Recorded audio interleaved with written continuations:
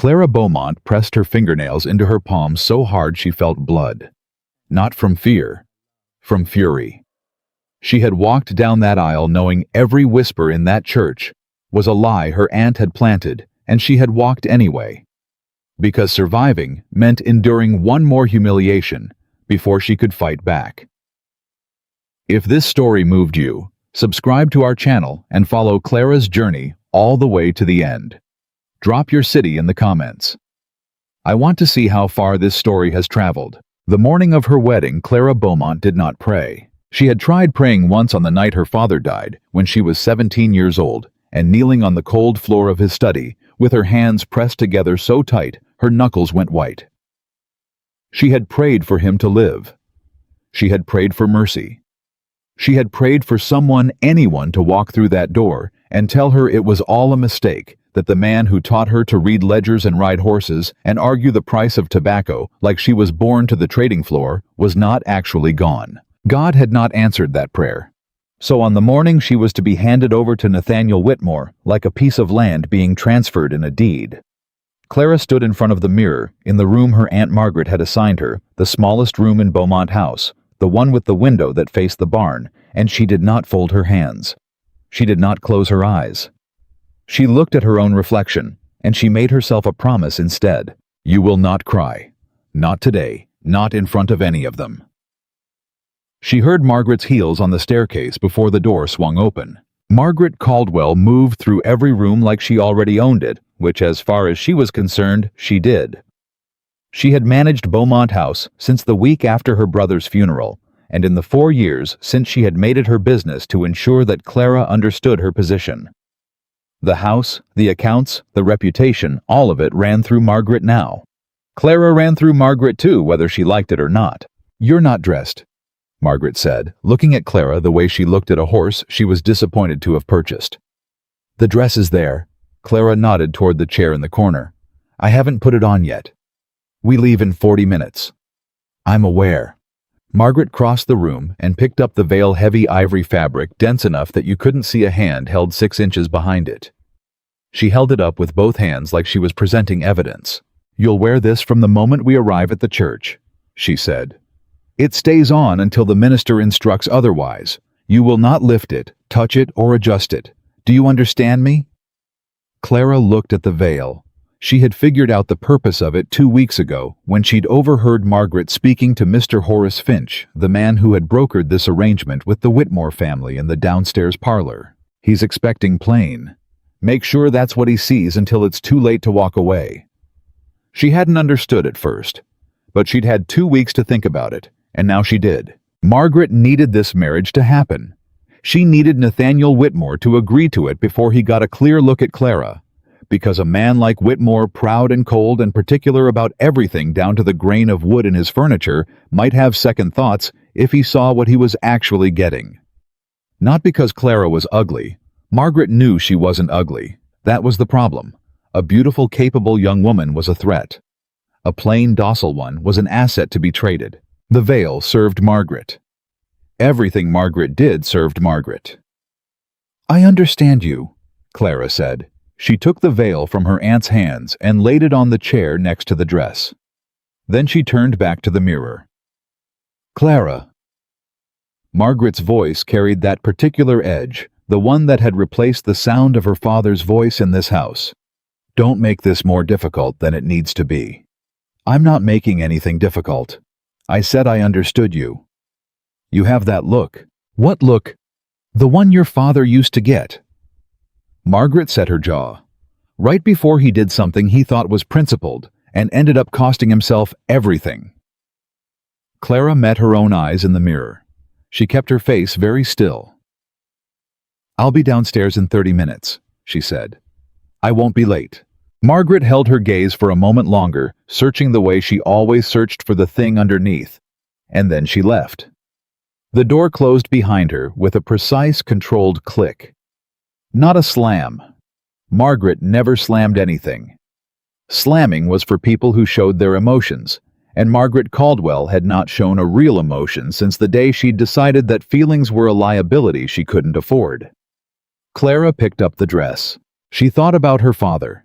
She thought about the way he used to stand at the window of his study in the early mornings watching the sun come up over the fields, coffee in hand, and say, "Clara, this land is yours someday. Everything I built it with you in mind."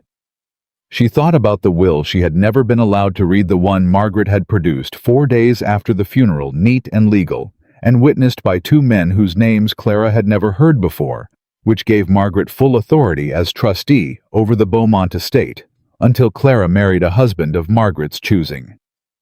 She thought about the lawyer she had tried to visit in Richmond 6 months ago, and the way Margaret had found out and cancelled the appointment before Clara could get through the door. She thought about Nathaniel Whitmore. She didn't know him. She knew of him the way everyone in the Virginia lowlands knew of him, by reputation, by the way men said his name with a certain careful respect, by the story that got told in parlors and taverns and church halls, about how he'd taken a failing plantation and turned it into the most productive estate in 3 counties. They called him the Iron Duke behind his back, which was a strange thing to call an American. Virginia had no dukes, but the name had stuck because Whitmore behaved like a man who believed the rules applied to other people. Cold, they said. Unforgiving. A man who had never needed anyone and saw no reason to start. Clara had lain awake 3 nights in a row trying to decide if she was afraid of him. She had concluded that she was not. She was afraid of staying in Beaumont House for another decade while Margaret dismantled everything her father had built. She was afraid of what happened to women who had no legal standing and no one willing to speak for them. She was afraid of the way her future looked from here, narrow and dim, and utterly controlled by a woman who smiled at her in public and looked at her in private like she was an inconvenience to be managed. Nathaniel Whitmore was an unknown. Margaret Caldwell was a known quantity. And Clara had decided somewhere around 3 in the morning on the second sleepless night that she would take the unknown. She put on the dress. She pinned up her hair. She picked up the veil. She did not pray. But she made her promise again, quiet and solid in the center of her chest. You are not what she says you are. Don't you forget it. The church at Harlow's Crossing was a plain white building with a steep roof and a bell that always rang slightly flat. On a Sunday in August of 1816, it was crowded to the walls. People came to Whitmore events the way they came to storms, because something was going to happen and they wanted to be able to say they had been there. This wedding had been the subject of speculation for the better part of 3 months, ever since word had gotten around that Nathaniel Whitmore had agreed to take a Beaumont girl. The Beaumont girl, the one people said was plain and awkward, and kept too closely indoors by that Caldwell woman who managed the family. Nobody could figure out exactly what Whitmore stood to gain. Some people said it was the land the Beaumont holdings weren't what they'd once been, but there was still good tobacco acreage that bordered the Whitmore property on the eastern edge, and a man always wanted more land. Some people said Margaret Caldwell had managed the negotiation herself, and that Whitmore hadn't been as particular about the arrangement as he might have been, which said something about the price that had been agreed to. Some people, the crueler kind, said that Nathaniel Whitmore was the only man willing to have her, and that Beaumont House should be grateful for the match. Those people were sitting in the 3rd and 4th pews watching the door. Nathaniel stood at the front of the church with his back very straight and his expression arranged into a studied neutrality that gave nothing away. He was 34 years old, dark-haired, broad through the shoulders in a way that his good coat couldn't quite conceal, and he had the eyes of a man who was accustomed to calculating the value of things at a glance. Right now, those eyes were fixed on the door at the back of the church, and his jaw was set with a particular tension that only someone who knew him well would have recognized as discomfort. His cousin, James Whitmore, stood beside him in the role of witness, and James, who had known Nathaniel for all 34 of those years, recognized it immediately. "Breathe," James said, just low enough. "I'm breathing." "You look like a man about to sign a bill he hasn't read." "I've read the terms," Nathaniel said, not moving his eyes from the door. "The financial terms. That's not what I mean." Nathaniel said nothing.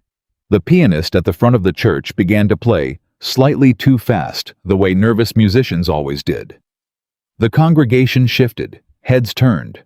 Margaret Caldwell appeared in the doorway first. She was a handsome woman in her mid-50s, dressed in deep blue silk, and she wore the expression of someone who had orchestrated exactly the event she intended to orchestrate.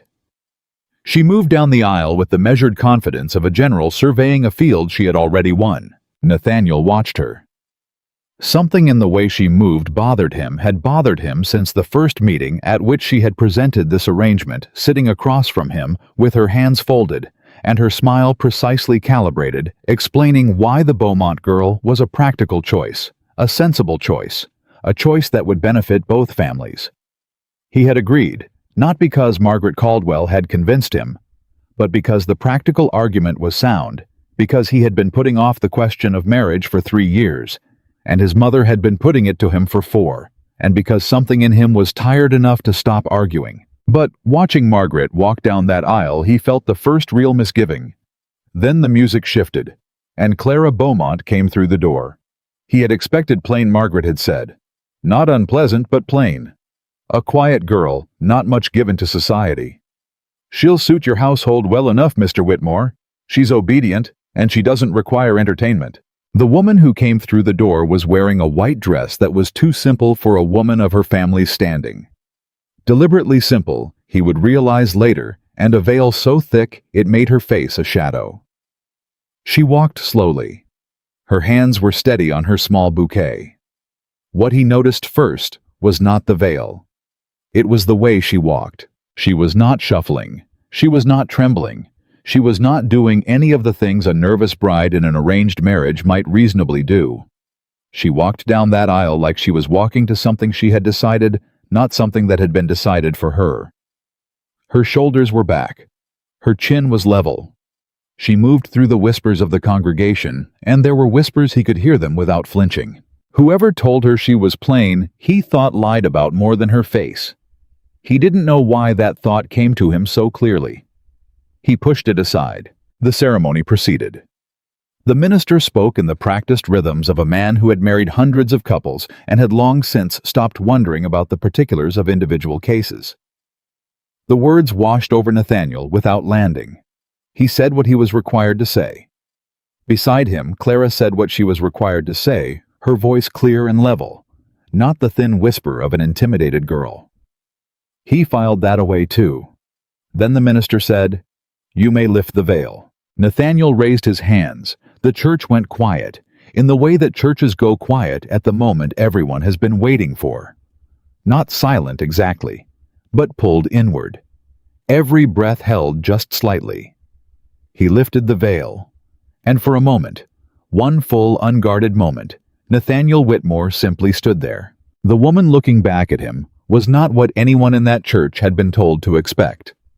She had dark hair, pinned in a simple style, and a face that was by any honest accounting striking. High cheekbones, a mouth set in a firm, composed line. Eyes that were he registered this before anything else, brown and direct, and utterly clear, and looking at him without the slightest trace of the submission Margaret Caldwell had promised. She was looking at him the way someone looks at a problem they have already thought through. The whisper that went through the congregation was not subtle. He heard a woman in the third pew say very clearly, "That is the plain Beaumont girl." He heard someone else, a man further back, say something he didn't catch, followed by a low ripple of sound that was the church reprocessing everything it thought it knew. He heard Margaret Caldwell, standing 2 feet to his left, make a small controlled intake of breath. He did not look at any of them. He looked at Clara, and she looked back at him, steady and quiet, with those clear brown eyes that knew exactly what he was seeing and exactly what it meant. And she did not look away, and she did not smile, and she did not give him anything at all except the truth of what was standing right in front of him. The minister cleared his throat. "Mr. Whitmore," he said gently. Nathaniel lowered his hands. "I see her," he said. He wasn't sure afterward why he said it aloud. It was not what a man said at the end of a wedding ceremony, but it was the only true thing that came to him in that moment, and it came out before he could stop it. Clara's eyes shifted just slightly. Something in them changed, not softened exactly, but adjusted the way a person adjusts when something happens that wasn't in the plan they'd made. The minister pronounced them married. The church exhaled. They rode to Whitmore Estate in a carriage that had seen better decades, and for the first 20 minutes, neither of them spoke. Clara sat with her hands in her lap and looked out the window. Nathaniel sat across from her and looked at he wasn't sure what he was looking at. He was thinking. He was thinking about Margaret Caldwell's carefully chosen words. Plain, quiet, obedient. He was thinking about the veil thick enough to hide a face entirely. He was thinking about the fact that Clara Beaumont had clearly known walking down that aisle what was being done to her and had walked down it anyway.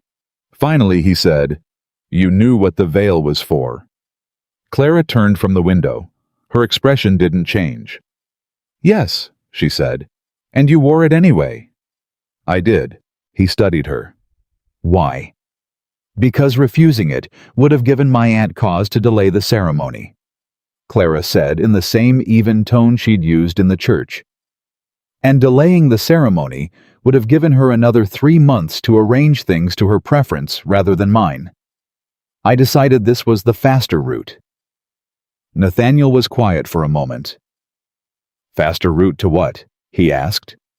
Clara met his eyes directly. "Out," she said. He didn't respond immediately. He looked at her. Really looked at her, which he hadn't quite allowed himself to do in the church, because the church had been full of people watching him do it. She was 25, he'd been told. She looked it, but she also looked like someone who had spent the last several years being worn down in ways that left marks behind the eyes, even when the face stayed composed. "You could have told me what she was doing," he said at last. "Before the ceremony." "I don't know you," Clara said simply. "I didn't know what you'd do with the information. You might have gone to her with it. You might have pulled out of the arrangement. Either outcome put me back where I started. And now, Clara said, we're married. What she did before the ceremony is done. What happens next is between you and me, with no interference from her." It was the most words she'd said to him consecutively, and he noticed that she managed them without a single unnecessary one. No apology, no appeal for sympathy, no attempt to make him feel that she needed him to feel a particular way. He found that more interesting than he wanted to. "My housekeeper, Mrs. Addie Crane, will show you to your rooms when we arrive," he said after a moment. "The east wing. The house is large. You won't be confined." Something in her expression changed at that word. So small a change that he almost missed it. "Thank you," she said. And then she turned back to the window. Whitmore Estate sat on a rise above the river, and it was large in the way that things built to impress always were imposing from the outside, with the particular chill of a house that had been managed rather than lived in for many years. Mrs. Addie Crane met them at the door. She was a small woman in her 60s with white hair and the air of someone who had run this house through everything it had been through and intended to run it through whatever came next. She took one look at Clara and said, "Welcome to Whitmore Estate, Mrs. Whitmore," in a voice that managed to be both formal and somehow kind. Clara said, "Thank you, Mrs. Crane. I hope we'll work well together." Addie blinked. It was a very brief blink, the kind that meant she was filing something away. She showed Clara upstairs. Nathaniel went directly to his study, where he stood at the window for a long time, looking at nothing in particular, and thought about a woman who had walked down an aisle, wearing a lie someone else had constructed for her, and had done it with her shoulders back, and her chin level, and her eyes clear. He thought about what she'd said. "I decided this was the faster route. Out." He had married a woman who had married him as an escape route. He was not sure honestly what he thought about that. He was sure, more sure than he'd expected to be, that he had not in any of the months leading up to this morning imagined sitting across from her in that carriage. He had anticipated acquiring a wife the way a man acquires furniture for a room that needs filling functional, unremarkable handled. He had not anticipated someone who looked at him like a problem she had already solved. He pulled a ledger from his desk and opened it and told himself to think about something practical. He managed it for about 20 minutes before he gave up. He found her in the library that evening. This surprised him. He hadn't thought she knew where it was, and Addie wouldn't have shown her on the first afternoon. He stood in the doorway for a moment before she noticed him, and in that moment, he saw what she was doing. She wasn't reading. She was standing in front of the section of shelves that held his account books, the ones he kept current, the ones with the estate records, the year-by-year tallies of crops and costs and labor, and she was scanning the spines. Not pulling them out, not touching them, just looking. "Mrs. Whitmore," he said. She turned. "Mr. Whitmore." She didn't look embarrassed. "I hope you don't mind. I couldn't sleep." "You're looking at account books?" "Yes." He moved into the room. "Any particular reason?" Clara considered him for a moment. "My father taught me his business," she said. "I've had nothing to do with any kind of account for 4 years. I suppose I miss it." He looked at the shelf she'd been scanning. "You managed his books." "I assisted him from the time I was 16. By the time he died, I was managing them directly. He trusted me with it." A pause, Small controlled. "My aunt did not continue that arrangement." Nathaniel looked at her. He thought about what she was telling him under the surface of what she was saying. 4 years, with nothing to do and no authority over anything, in a house where her own inheritance had been locked away from her by a woman who called her plain to the people who might have married her. He reached past her and pulled one of the estate books from the shelf. "The tobacco yield from last year's crop," he said, holding it out. "We had a problem with the eastern acreage. I haven't been satisfied with what my overseer has told me about why." Clara looked at the book, then she looked at him. "You want me to look at it," she said. "I want to know," he said, "if you see what I see." She took the book. She opened it and she read it the way people who know what they're looking for read things fast with focus. Her eyes moving in a way that meant the numbers were actually going in. He watched her face and saw the moment she found the problem, because her expression didn't change. But something behind it did. "Your eastern acreage is being charged twice for labor in the second quarter," she said. "The same workers, 2 different line items. Someone is billing you twice, and assuming you won't catch it." Nathaniel said nothing for a moment. He had suspected it for 2 months. He had not confirmed it because his overseer was a man who had been with the estate for a long time, and he had not been able to make the numbers tell him what he felt they were telling him. "How long did that take you?" he asked. 4 minutes, Clara said. She closed the book and held it out to him. "Your overseer is stealing from you. Whether it's his idea or someone else's, I can't tell from this alone. You'd need the full quarterly records and the labor contracts." He took the book. He looked at her. "I'll have Addie bring you the quarterly records in the morning," he said. Something shifted in Clara's face, so small, so controlled, but he caught it. Something that might in another year or another life have been relief. "That would be helpful," she said. "Get some sleep," he said. "We'll talk in the morning." He left her in the library, walked back to his study, and sat down at his desk in the dark for a long time. He thought about Margaret Caldwell telling him, "Plain, quiet, obedient." He thought about what it would take for a woman to bury someone like Clara, to make her invisible, to spend 4 years removing her from every room where she might have been seen, and what kind of threat she must have represented to require that much burial.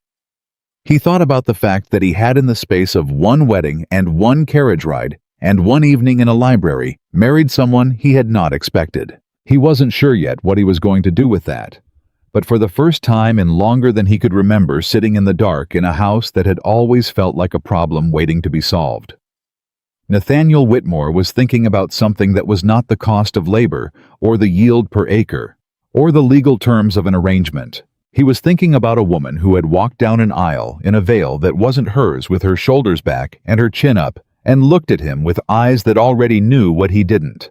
And he was thinking that if Margaret Caldwell had gone to all that trouble to hide her, she must have known better than anyone exactly what was there. The quarterly records arrived on Clara's desk before she'd finished her first cup of coffee. She hadn't asked for a desk. She'd found one, a small writing table pushed against the wall in the sitting room, connected to her bedroom, the kind of furniture that gets moved to a room because nobody knows what else to do with it.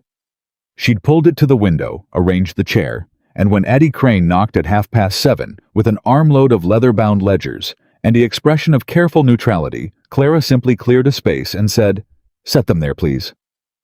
Addie set them there. Then she stood for a moment, hands folded in front of her, and said, "Mr. Whitmore takes his breakfast at 8, Mrs. Whitmore. He didn't say whether he expected you to join him." "He didn't say he didn't," Clara said, already opening the first ledger. Addie made a sound that wasn't quite a laugh and wasn't quite a cough. "No, ma'am, he didn't." "Then I'll be down at 8. Addie left. Clara read. By the time she walked into the dining room at 8 o'clock sharp, she had found 3 separate discrepancies.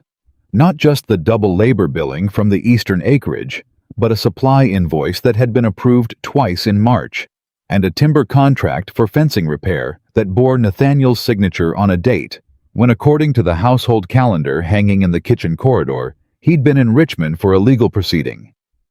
Someone had forged his signature. Nathaniel was already at the table, coffee in hand, reading something.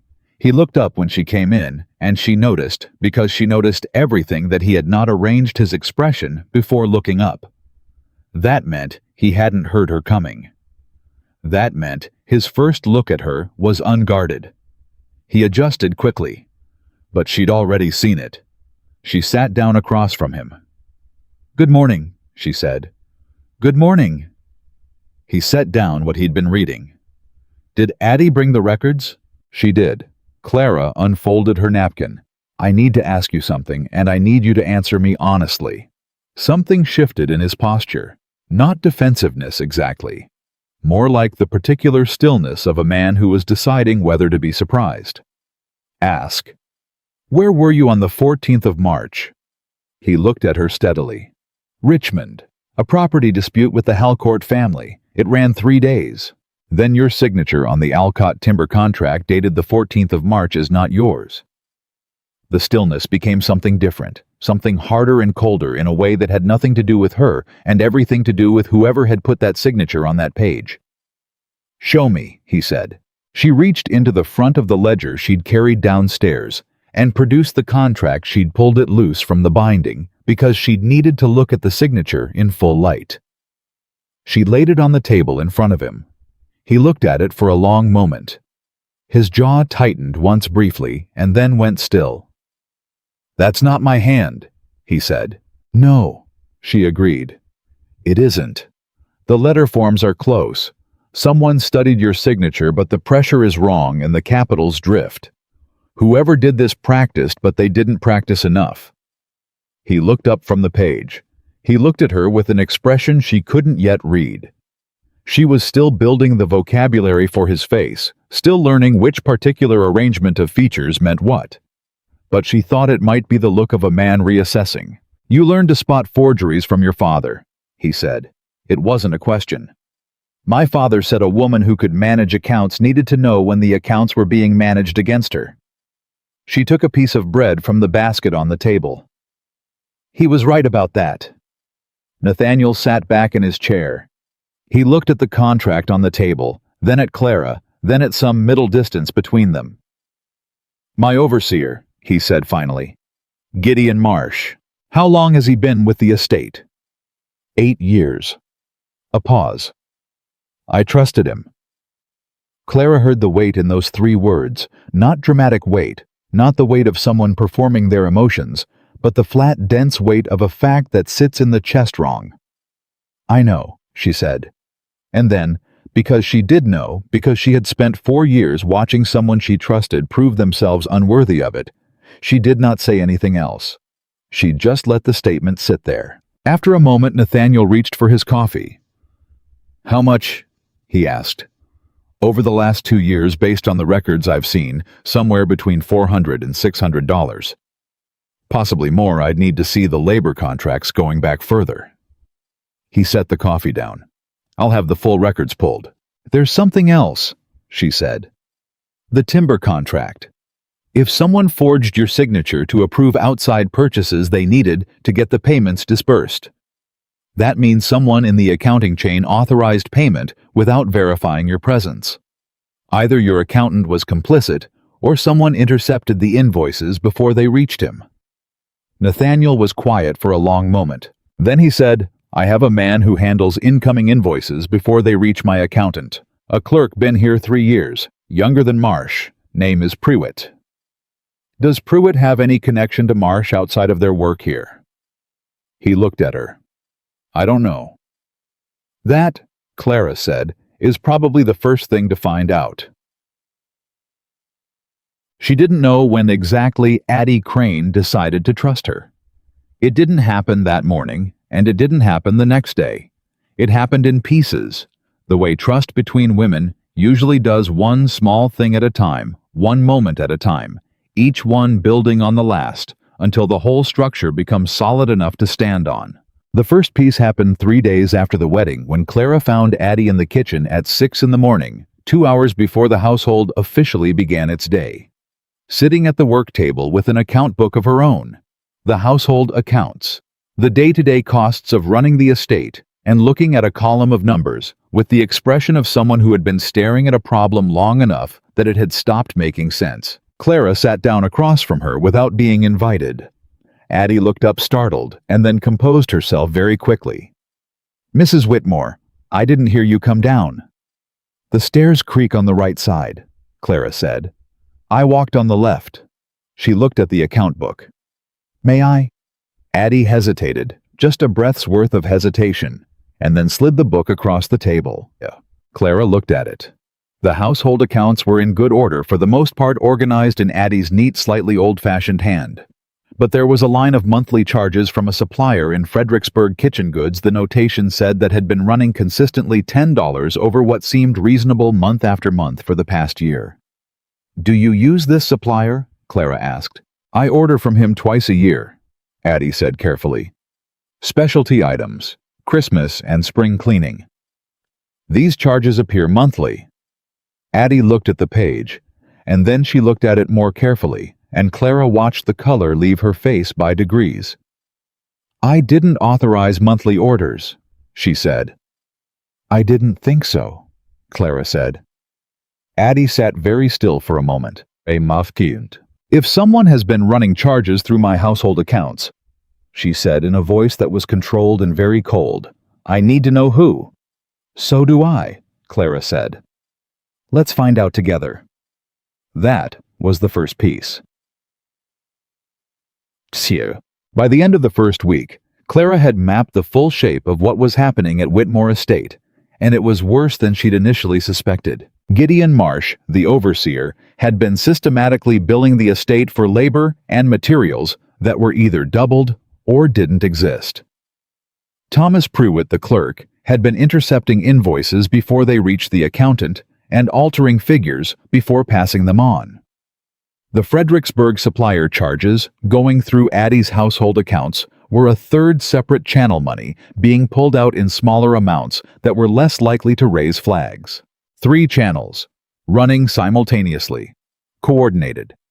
That meant they weren't acting alone, or at least that someone had constructed this system, someone who understood the estate's accounting well enough to exploit 3 different gaps at once. Clara sat in the library on the evening of the 7th day with a piece of paper on the table in front of her and the names arranged the way her father had taught her to arrange things when she was trying to understand a scheme in the order of who needed who. Marsh needed Pruitt to clear payments. Pruitt needed the supplier to hold money in a payable account. The supplier needed someone who could authorize the original relationship with the estate, who could set up the initial terms under which that Fredericksburg supplier had been brought on as a vendor.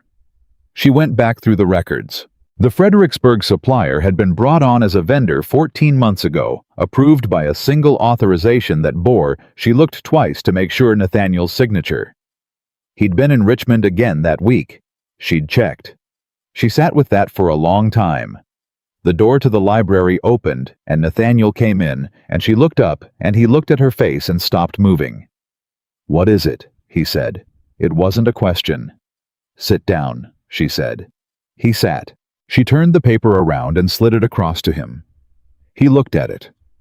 She watched his face as he read, the way his eyes moved, the way his jaw set, the way a particular muscle ticked once in his temple, when he reached the signature at the bottom of the vendor authorization. Someone has been inside my estate accounts for over a year, he said. His voice was very quiet, very even, the quietness of something cold. Yes. This is coordinated. Yes. Someone set this up. He looked at her. Someone who knew this estate well enough to know where the gaps were. Yes, she said for the third time. That's not Marsh, he said. Marsh is not this smart. And Prewitt has been here 3 years. He wouldn't have known this estate well enough in the first months to set something like this in motion. No, Clara said. He wouldn't. Nathaniel looked at the paper for a long moment. Then quietly he said, "Who recommended Prewitt to me?" Clara had been waiting for him to ask that question. She had found the answer 2 hours ago and had been sitting with it since, feeling its weight. According to the hiring correspondence in your files, she said, Prewitt was recommended to you by Horace Finch. The silence that followed was the kind that has a shape to it. Horace Finch, the man who had brokered the Beaumont-Whitmore marriage arrangement, Margaret Caldwell's man.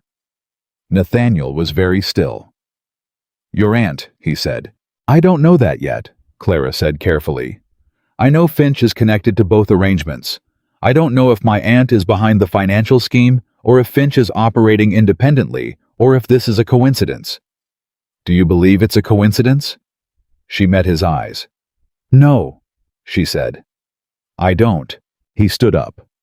He walked to the window and stood there for a moment, his back to her, one hand at his side and one braced against the frame, and she let him have that moment, because she knew what it felt like to discover that the damage was deeper than you'd thought.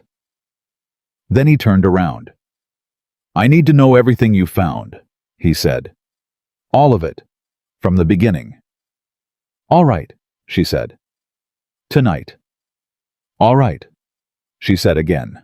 He pulled a chair around to her side of the table and sat down next to her, not across from her, next to her, and she opened the first ledger and began at the beginning, and they worked until the fire burned low and the house went quiet around them, and when Addie knocked at 10:30 to ask if they needed anything, neither of them looked up.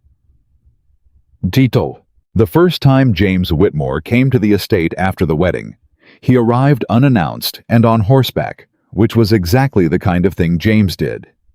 Clara was in the garden, not walking in it, which would have been decorative and useless, but working in it, because she'd discovered that the kitchen garden had been badly neglected, and she'd decided to do something about that when she heard the horse on the drive. She knew it wasn't Nathaniel, because Nathaniel's horse had a heavier step. She set down the basket she was carrying and waited. James Whitmore was 30 years old, lighter in his movements than his cousin, with an easier quality to his face. The kind of man who found things funny that other people took seriously, which was either a gift or a liability depending on the situation. He came around the corner of the house and stopped when he saw her. Mrs. Whitmore, he said. He looked at the basket, at the state of her gloves, at the garden around her. I didn't expect to find you here.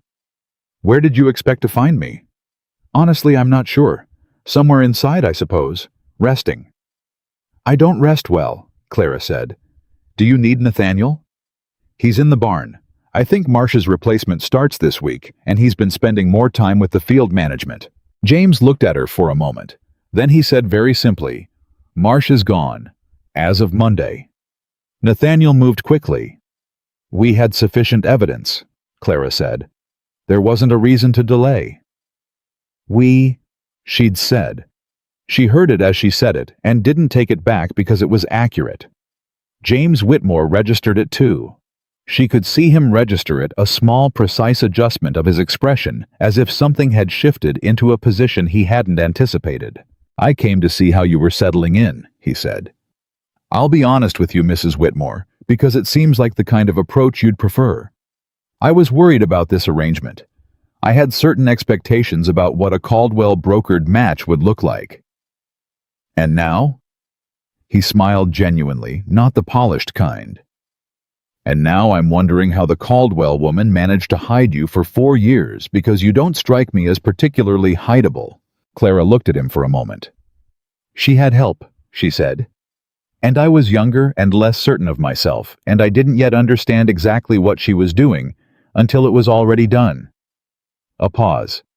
4 years teaches you things. What does 4 years teach you? That silence is a strategy, she said, and patience is a weapon.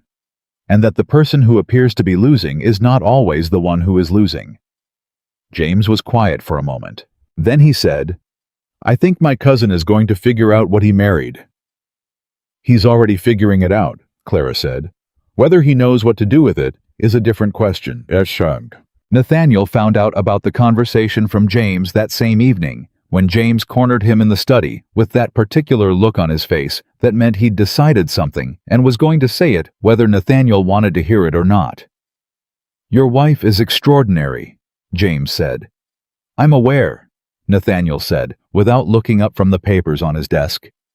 "Are you...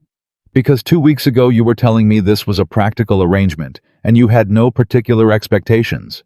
"I said I had no particular expectations about marriage in general," Nathaniel said. "I didn't say anything about her specifically. I hadn't met her yet. And now you've met her. And now I've met her." He looked up. "Is there a point you're arriving at?"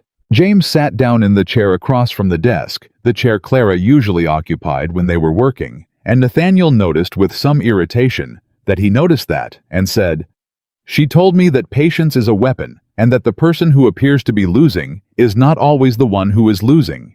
Nathaniel was quiet. "I think she was talking about herself," James said. "About the last 4 years. But I also think she might have been talking about you. Talking about me how—" "Nathaniel." James set his elbows on the desk with the directness that had always been his most useful quality. "You walked into that church expecting one thing and got another. You've been running on the accounting version of this marriage since you know what you're getting. You know what it costs, you know what the return is. That's how you approached it. That's how anyone approaches it. That's how you approach it." She approached it differently. She walked in knowing it was the best available option, yes, but she also walked in with a plan.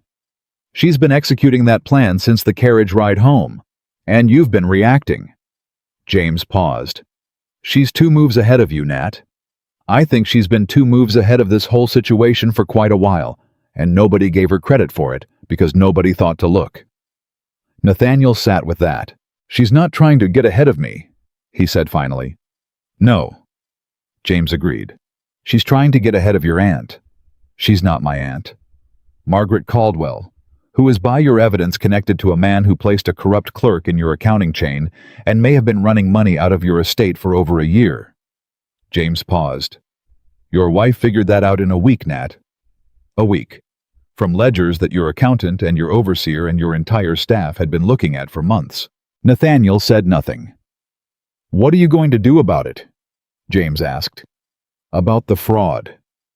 About her." Nathaniel looked at his cousin. Then he looked at the desk. Then, after a long moment, he said something he had not expected to say. "I don't know yet." It was, James thought, the most honest thing his cousin had said in years. The letter arrived on a Tuesday morning 12 days after the wedding. It was addressed to Clara in Margaret Caldwell's handwriting, that precise, controlled script that Clara had grown up seeing on household directives and social correspondence, and once on a document that had taken everything. She recognized it through the envelope without opening it. Addie brought it to her at the writing table. "This came in the Morning Post," she said, and the way she said it, carefully watching Clara's face, told Clara that Addie had recognized the handwriting too. Clara set it to one side of her work without opening it. She thought about that for exactly as long as it took her to count to 5. Then she picked it up and opened it. "Dear Clara." It began in that tone Margaret had always used, that sat just on the correct side of warmth while communicating exactly nothing warm. "I hope you are settling into your new situation comfortably. I write because I have heard some troubling accounts from Mr. Finch, who has apparently had occasion to correspond with certain members of the Whitmore household staff. It seems there have been some unusual inquiries into estate accounts and arrangements. I would caution you, my dear, against inserting yourself into matters that do not concern a new bride. Mr. Whitmore is a capable man who has managed his affairs long before your arrival. I should not like to see your marriage strained so early by an excess of enthusiasm. I trust you understand my meaning. Your loving Aunt Margaret Caldwell." Clara read it twice. Then she folded it, set it on the table, and sat for a moment looking at the wall. She was not surprised. She was something colder than surprised she was confirmed, and confirmation had its own particular weight. Margaret knew about the account inquiries. Margaret had a line of communication into this household through Finch and whoever Finch was still in contact with. And Margaret had just told her with a thin veneer of concern, stretched over the message to stop. She picked up the letter and carried it to Nathaniel's study. He was at his desk. He looked up when she came in, and she handed him the letter without preamble. He read it. His expression didn't change dramatically, but she could read the set of his shoulders, which was a different language from his face, and one she was learning faster. "She has someone in this house," he said.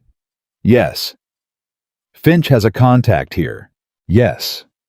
Clara sat down in the chair across from him. "And she wanted me to know it. She wrote carefully enough that it could be read as concern. But the point of this letter is to demonstrate that she can see what I'm doing. She's warning you off." "She's reminding me," Clara said, "that she is not finished with me yet. That wherever I go and whatever door I walk through, she has a hand on the frame." Nathaniel looked at the letter again. Then he said, "Let her think it worked." Clara looked at him. "Don't respond," he said. "Don't change what you're doing with the accounts. Don't give any indication that you received anything but a polite note from a concerned relative." He set the letter on his desk. "If she thinks she's rattled you, she'll wait. If she thinks you've stopped, she'll wait longer. And while she's waiting—" "We keep finding things," Clara said. "We keep finding things," he agreed. The word we sat in the air between them for a moment, the same word she'd used with James in the garden. The same word she'd used without thinking, and then not taken back. Nathaniel didn't comment on it, but she noticed that he didn't. The household staff contact turned out to be a parlor maid named Dottie, and they found her not through interrogation, but through patience. Addie noticed first. She came to Clara 3 days after the letter arrived, and said quietly in the kitchen with the other staff out of earshot that she'd seen Dottie leaving a note under the edge of the kitchen gate 2 evenings running, the kind of note that gets left for someone passing by on a regular route. "I didn't confront her," Addie said. "I thought you'd want to know first." "You thought right," Clara said. She told Nathaniel.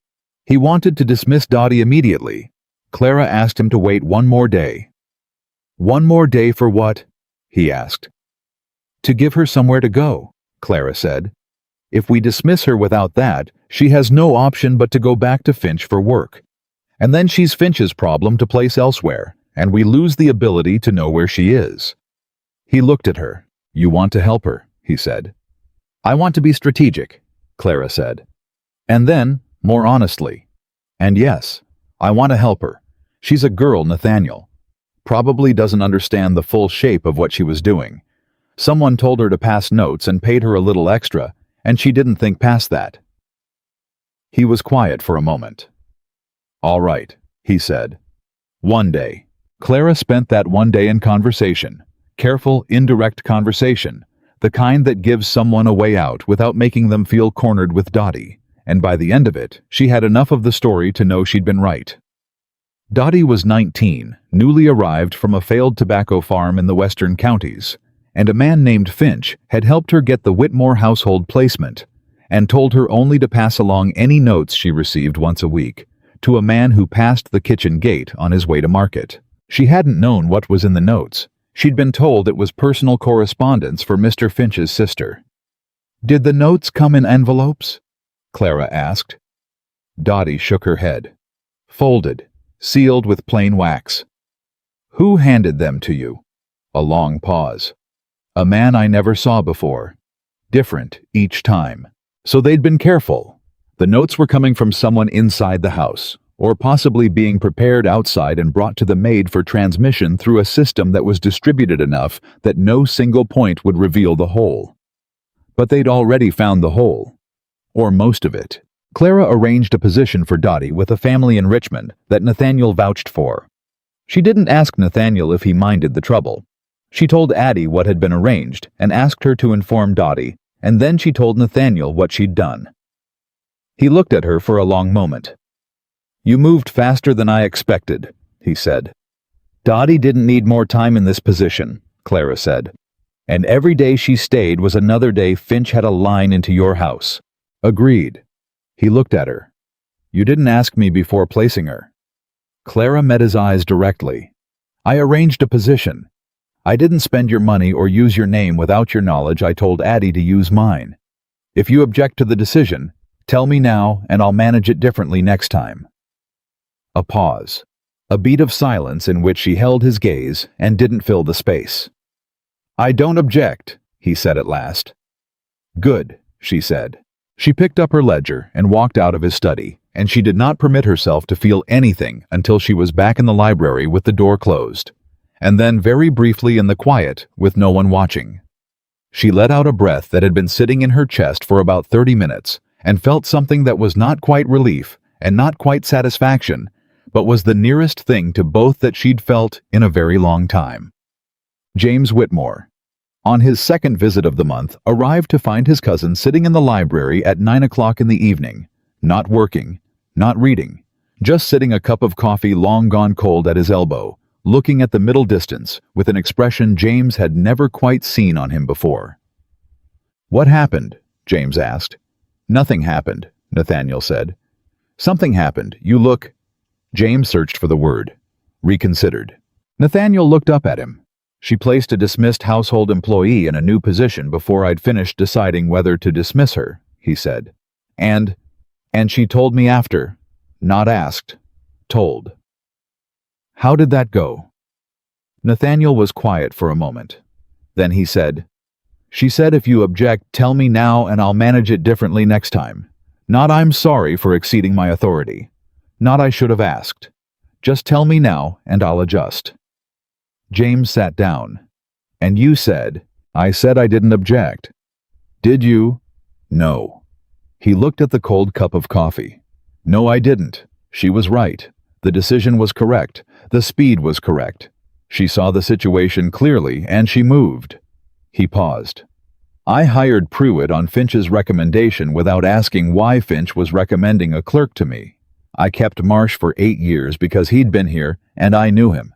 I had a line into my own household for 3 days before I did anything about it. And your wife had it cleared up in 1. And my wife, Nathaniel said very quietly, had it cleared up in 1. James looked at his cousin for a long moment. Margaret Caldwell spent 4 years trying to make that woman disappear, he said. I know. She hid her intelligence and her capability and anything else that might have made her attractive to men with enough resources to challenge the control of the estate. James paused. She was afraid of her, Nat. I know, Nathaniel said again. Are you? Nathaniel looked at him. The question sat in the air between them, direct and honest, the way James always asked things. No, Nathaniel said after a moment. I'm not afraid of her. He looked back at the cold cup. I'm afraid of what I almost missed. James was quiet for a moment. Then carefully he said, It's not too late to not miss it. Nathaniel looked at the fire. No, he said. I suppose it isn't. Outside somewhere in the east wing of the house, a door opened and closed quiet. Deliberate, the step he now recognized without having to think about it. Clara, moving from the library back to her rooms after her evening work. He listened to it until the sound faded. Then he sat in the silence for a long time, thinking about a woman who had walked into his house carrying 4 years of buried capability and a patience that had outlasted everyone who'd tried to contain it, and had spent 12 days quietly dismantling a fraud he hadn't known he was living inside. He thought about what James had said. It's not too late. And for the first time since the morning of the wedding, Nathaniel Whitmore looked at the shape of his own life and saw it differently, not as a system to be managed, not as a ledger to be balanced, but as something with an open page still ahead of it, and a question written at the top of that page that he hadn't, until 12 days ago, known how to ask. The question he was beginning to understand was simply this: what kind of man did he intend to be? He didn't have the answer yet. But he knew who he'd been asking himself that question because of. Margaret Caldwell arrived on a Thursday. She did not write ahead. She did not send word through Finch or through anyone else. She simply appeared at the front door of Whitmore Estate on a Thursday morning in late August with a traveling trunk, a hired driver, and the expression of a woman who considered herself welcome wherever she chose to arrive. Addie Crane opened the door and said with extraordinary composure, "Mrs. Caldwell, we weren't expecting you." "Family doesn't require an appointment," Margaret said and walked in. Clara was in the library when Addie found her. Addie's face said everything before her mouth did that careful, controlled stillness that meant something had happened that required Clara to be informed immediately and calmly. "Mrs. Caldwell is in the front parlor," Addie said. "She asked for tea." Clara set down her pen. She had known this was coming. She had known it the way you know a storm is coming when the air changes 3 hours before the clouds arrive, not because you can see it yet, but because you've learned to read what the atmosphere does before it breaks. Margaret showing up unannounced was not a surprise. It was the next move in a game that had been running since before the wedding. What Clara had not expected was for it to be today when Nathaniel had ridden out to the eastern fields and wasn't expected back until afternoon.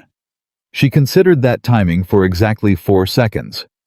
Then she stood up, smoothed her dress, and went downstairs. Margaret was sitting in the front parlor with her gloves still on and her back very straight. And when Clara walked in, she looked at her the way she had always looked at her, with that particular assessment that wasn't warmth and wasn't hostility, but was something more precise than either something that calculated and filed and moved on. "Clara," she said, "you look well." "Aunt Margaret," Clara said, "this is unexpected. I was in the area. I thought I'd see how you were managing." "We're managing well," Clara said. She sat down across from her, not beside her, across. "How long are you planning to stay?" Something shifted in Margaret's expression, just slightly, just enough. She hadn't expected to be asked that question first. She'd expected pleasantries.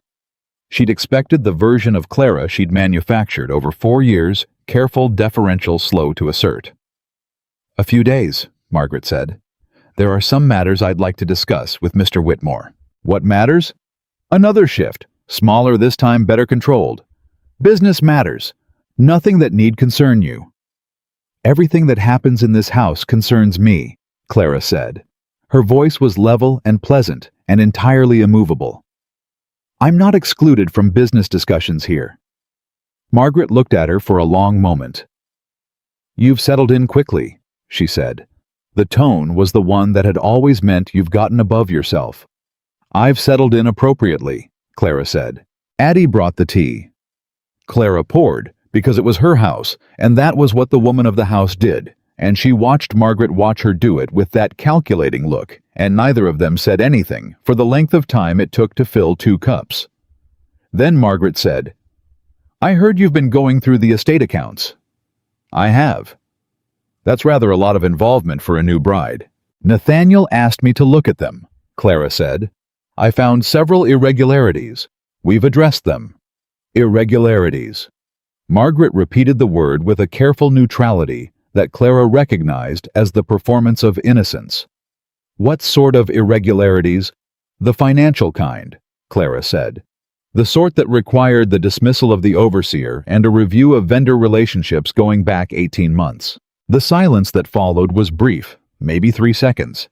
But Clara had spent 4 years learning to read Margaret's silences, and this one said she knows more than I expected. "How thorough of you," Margaret said. "We thought so," Clara said.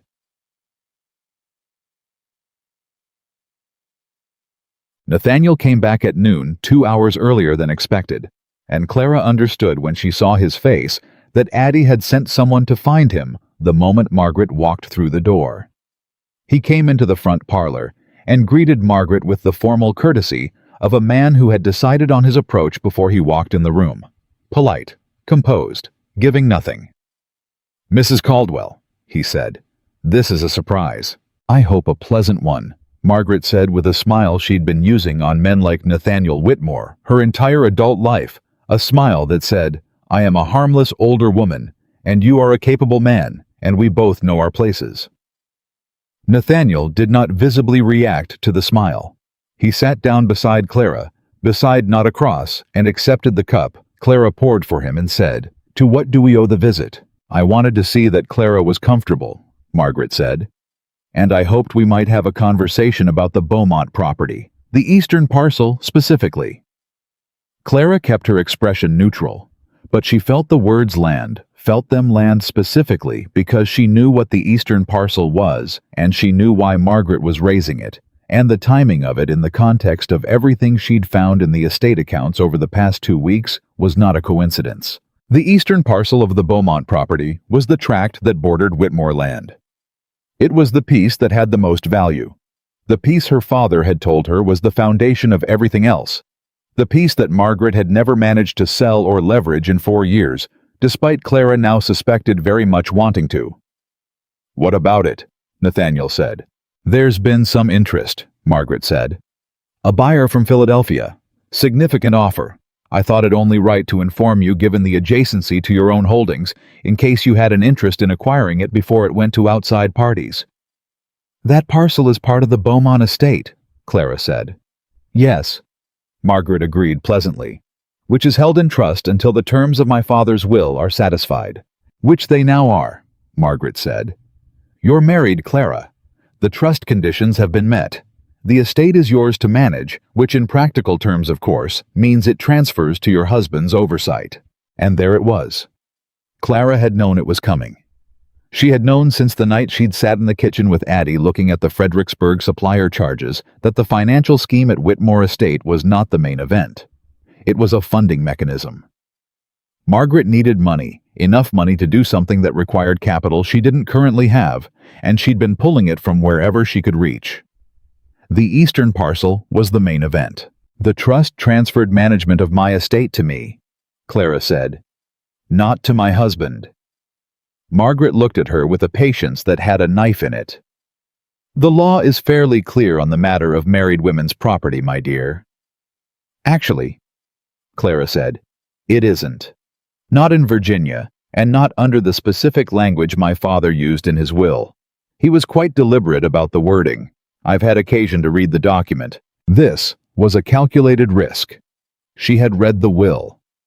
She had read the copy she'd requested from the county courthouse in Richmond 3 weeks before the wedding, sent to her through an intermediary she'd arranged quietly without Margaret's knowledge. She had read it twice, and she knew what it said, and she knew it was different from what Margaret had always implied it said. But Margaret didn't know she'd read it, or rather Margaret hadn't known. Until just now when Clara had said, "I've had occasion to read the document," in a voice that meant exactly what it sounded like. Margaret's expression didn't change, but something behind it did. "The will is a straightforward document," Margaret said. "Parts of it are," Clara agreed. "The trust conditions are straightforward. The transfer of management authority on marriage is less so. My father was specific about the fact that management of the Beaumont estate returns to me personally upon marriage, not to my husband, not to a trustee, not to an intermediary. To me. Jointly with my husband in matters requiring joint decision, but not subordinate to him." Nathaniel had not moved during this exchange. He was sitting very still, and she could feel his attention. The way you feel whether not looking at it directly, but aware of every shift. He had not known about the will. She hadn't told him yet, because she hadn't been certain she would need to use it this soon. She needed it now. "Clara," Margaret said, and the pleasantness had thinned just enough to show what was underneath. "You've been going through papers. I understand that. It's a reasonable thing for a young woman in a new situation to want to understand her position. But I would caution you against—" "I'm not interested in your caution," Clara said. The room went quiet.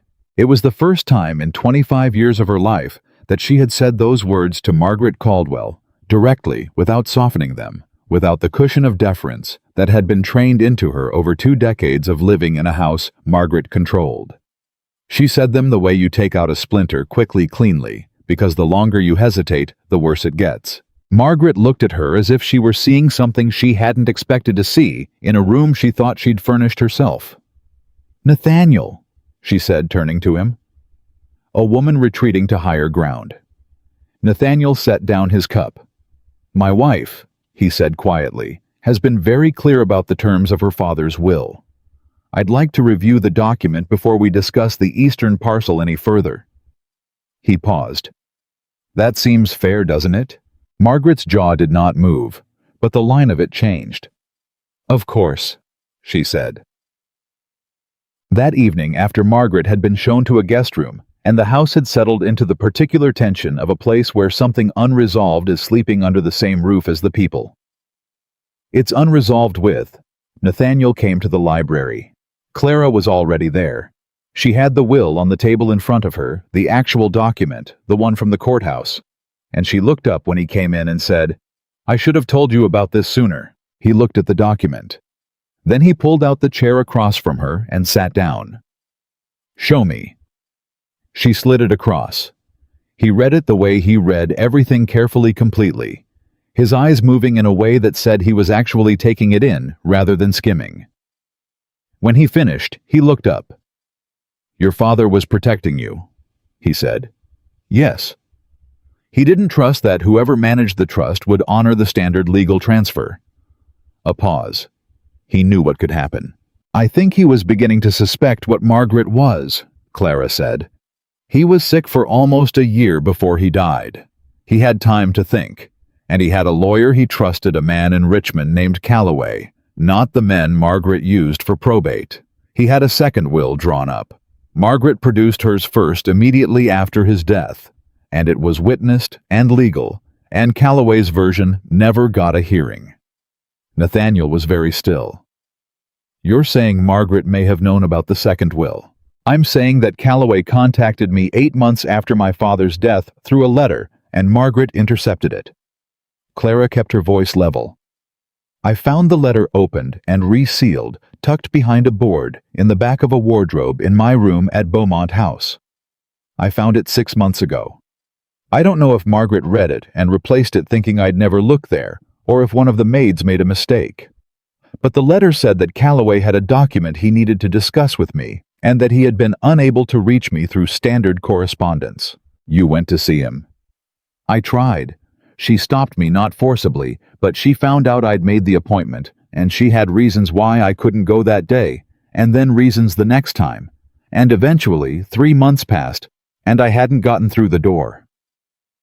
And then you arranged the marriage. And then, Clara said quietly, I arranged the marriage.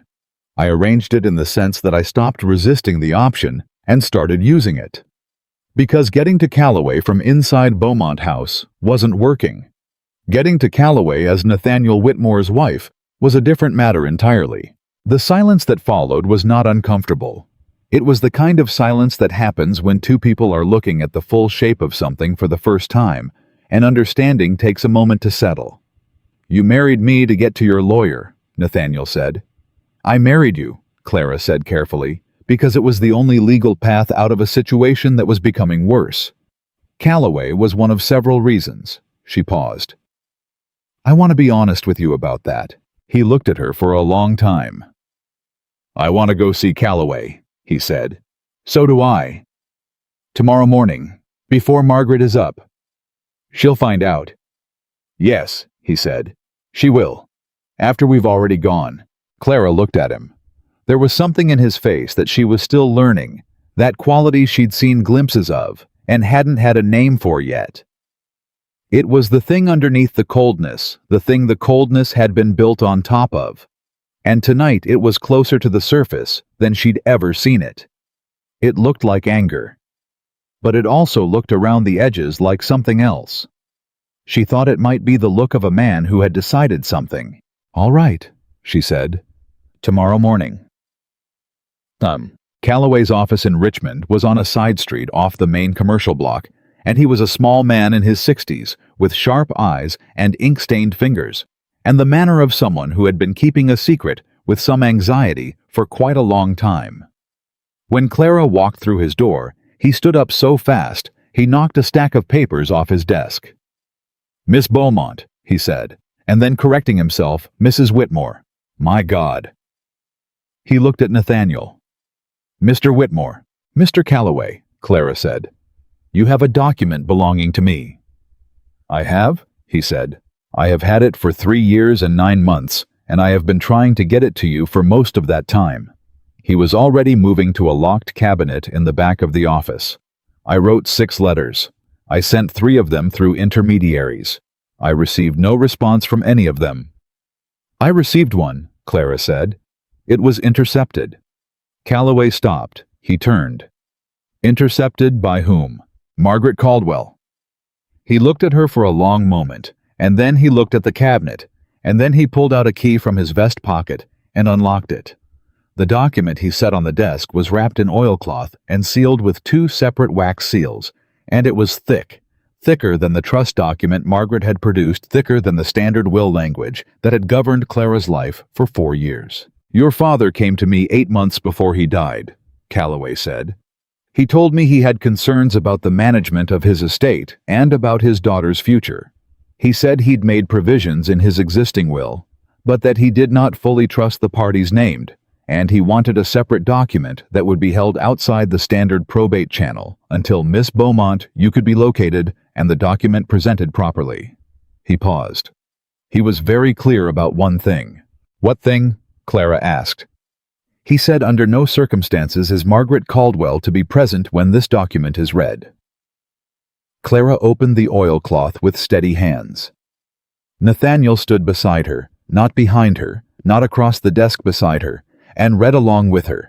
And as Clara read the words her father had put onto a page 8 months before his death, she felt something happening in her chest that she hadn't felt in 4 years and had begun to believe she might not feel again. Her father had known.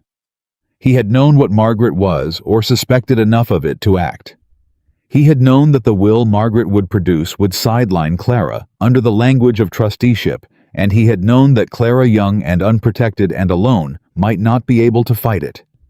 So he had done what a man who loved his daughter and understood the law and still ran out of time did. He had built a back door. The second will was explicit.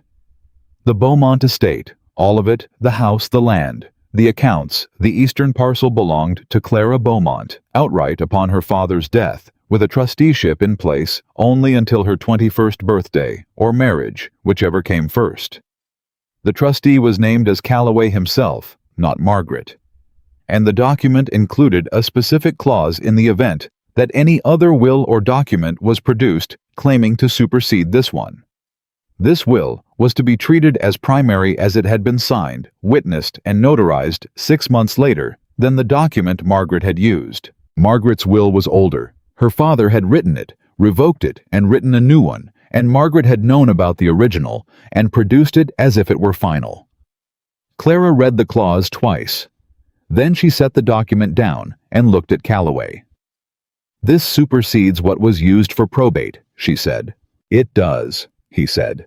"I believe it does. We would need a judge to formalize the finding, but yes, your father's final wishes are in that document, not the one that went through probate. Margaret Caldwell has been administering an estate that was never legally hers to administer." The room was very quiet. Nathaniel's hand, she didn't know when this had happened, was resting on the back of her chair, not touching her, just there. "How quickly can you prepare the petition?" Nathaniel asked. "I've had it half prepared for 3 years, Calloway said. "Give me 2 days. "Dutch." They rode back to Whitmore Estate in a silence that was different from the silences they'd had before. Those had been neutral silences, the silences of 2 people sharing space, without yet knowing what to do with each other. This one had weight. It had the weight of what they'd just read and what it meant, and what came next. About halfway home, Nathaniel said, "Are you all right?" It was such a simple question, such a plain, direct, uncomplicated question. Clara had not been asked it in 4 years, not sincerely, not by anyone who actually wanted to know the answer. She thought about it honestly. "I'm angry," she said. "I've been angry for a long time, but today it has somewhere to go." He was quiet for a moment. "Your father loved you. I know." She looked at the road ahead. "I've known that. It's one of the things she couldn't take however hard she tried. She could take the house and the accounts and the correspondence and 4 years of my life. She couldn't take that." "She took enough," he said, and the way he said it quiet and certain, and with something in it that wasn't pity, but was something fiercer than pity, made Clara turn and look at him. He was looking at the road. His jaw was set, his hands were easy on the reins. "She did," Clara said, "but she made a mistake." "What mistake?" "She underestimated how long I could wait," Clara said. "And she underestimated you." He looked at her, then a quick, direct look, the kind that doesn't dress itself up. "She didn't know me at all." "No," Clara said. "She thought she did. She thought you were a man she could manage, proud enough to be flattered by the arrangement, practical enough not to ask too many questions, isolated enough not to have allies she couldn't reach." She paused. "She didn't know that you'd ask me to look at your accounts on the second day." Something moved in his face. Not a smile, not quite, but the precursor to the thing that happens just before. "I asked because you were standing in front of them," he said. "I know," Clara said. "But you could have sent me away. You didn't." He looked at the road again. "No," he said after a moment. "I didn't." Margaret was in the front parlor when they returned, and she had been there long enough that there was a second empty teacup on the table beside the first. She looked up when they came in, both of them together side by side, and Clara watched her read the situation in the way Margaret had always been able to read a room, which was her primary skill and the one Clara had spent years learning to account for. She saw Margaret register the fact that they'd left together this morning without telling her. She saw her register the way they moved, not staged, not performed, but with the particular ease of two people who had been somewhere together and come back with something between them that hadn't been there before. She saw Margaret's eyes go to the document case Clara was carrying. Margaret was very still for one full second. Then she said, "You've been out this morning." "We had business in Richmond," Nathaniel said. "What sort of business?" "The legal sort," Clara said. She sat down. "We visited Mr. Calloway." The name landed the way she'd known it would, not visibly, not dramatically, but in the tiny controlled way that Margaret processed everything that threatened her. A fraction of a second where the face reset itself. "I don't know that name," Margaret said. "Of course you do," Clara said pleasantly. "He wrote to me 5 times in the year after my father's death." "You intercepted the correspondence." "I intercepted no, Aunt Margaret." Clara's voice was not raised. It did not need to be. "I found the letter. Behind the board in the back of the wardrobe in my room at Beaumont House. You opened it and replaced it, and I found it 6 months ago, and I have had it with me since I left that house." She set the document case on the table between them. "I also have my father's second will, the one drawn up 8 months before he died, the one that names Calloway as trustee, not you, and which postdates the document you used for probate by 6 months. The parlor was very quiet. Addie in the hallway, Clara had not heard her come, went absolutely still. Margaret looked at the document case. She looked at Clara. She looked at Nathaniel. And for the first time in 4 years, for the first time in Clara's memory, perhaps she saw on Margaret's face the raw, unperformed expression of a woman who had run out of moves and knew it. It only lasted a moment. Margaret was too controlled for it to last longer than that. But Clara saw it, and Nathaniel saw it, and it was enough. "You can't prove," Margaret began. "The document is signed, witnessed, and notarized," Clara said. "Calloway has retained the originals in a secured location for almost 4 years. 2 witnesses are alive and reachable. The signature is my father's, the same hand as every letter he ever sent me, every ledger entry I read with him at his desk, every birthday note I saved." She paused. "The petition goes before the circuit court judge the day after tomorrow." Margaret looked at her for a long moment. Then she looked at Nathaniel. And Clara saw what she was doing, looking for the thing she'd always looked for in a room with a powerful man, the place where she could insert herself as an ally, as a fellow adult who understood the nuisance of women who got ideas above their station. Nathaniel looked back at her with an expression that closed every door she was looking for. "I think," he said quietly, "you should tell us the truth about the will." I have nothing to. Mrs. Caldwell. His voice did not rise. It didn't need to. It had a quality to it, a particular flat, immovable quality that Clara had heard him use only once before when he'd spoken to Gideon Marsh on the morning he'd let the man go. It was the voice of a man who had made a decision and communicated it simply and expected it to be heard. You've been managing an estate that didn't belong to you under a document that was superseded. You placed a man in my household through Horace Finch. You've been running money out of this estate through 3 separate channels for over a year. You wrote a letter to my wife warning her away from the account records. He leaned forward slightly. I have all of it. So does she. I'd like you to tell me, not tell the judge, not tell your lawyer, tell me what you intended to do with the eastern parcel. Margaret sat with her hands in her lap. For a long time, she said nothing. And then, in a voice that was quieter and older than anything Clara had ever heard from her, she said, "The farm is failing." Clara looked at her. "The Caldwell farm," Margaret said. "In Albemarle County, the one your grandfather left me. It's been failing for 6 years. I have debts. I have obligations I cannot meet."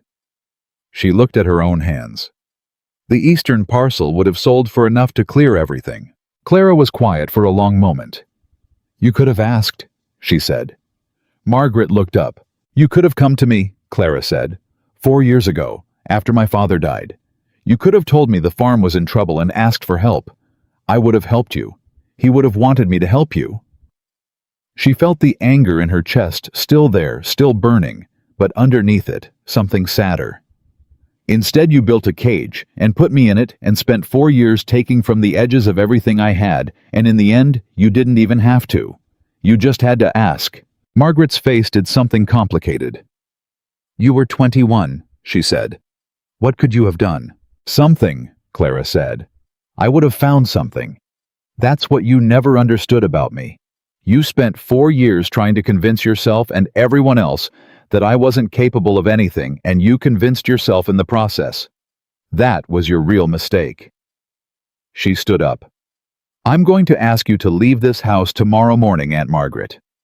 The legal proceedings will proceed regardless of your presence here. If you cooperate with Calloway's petition, I'll ask him to structure the restitution in a way that doesn't put the Caldwell farm at risk. You'll lose the management of the Beaumont estate. You'll repay what was taken from Whitmore accounts. But you'll still have your farm." Margaret looked at her for a long, complicated moment.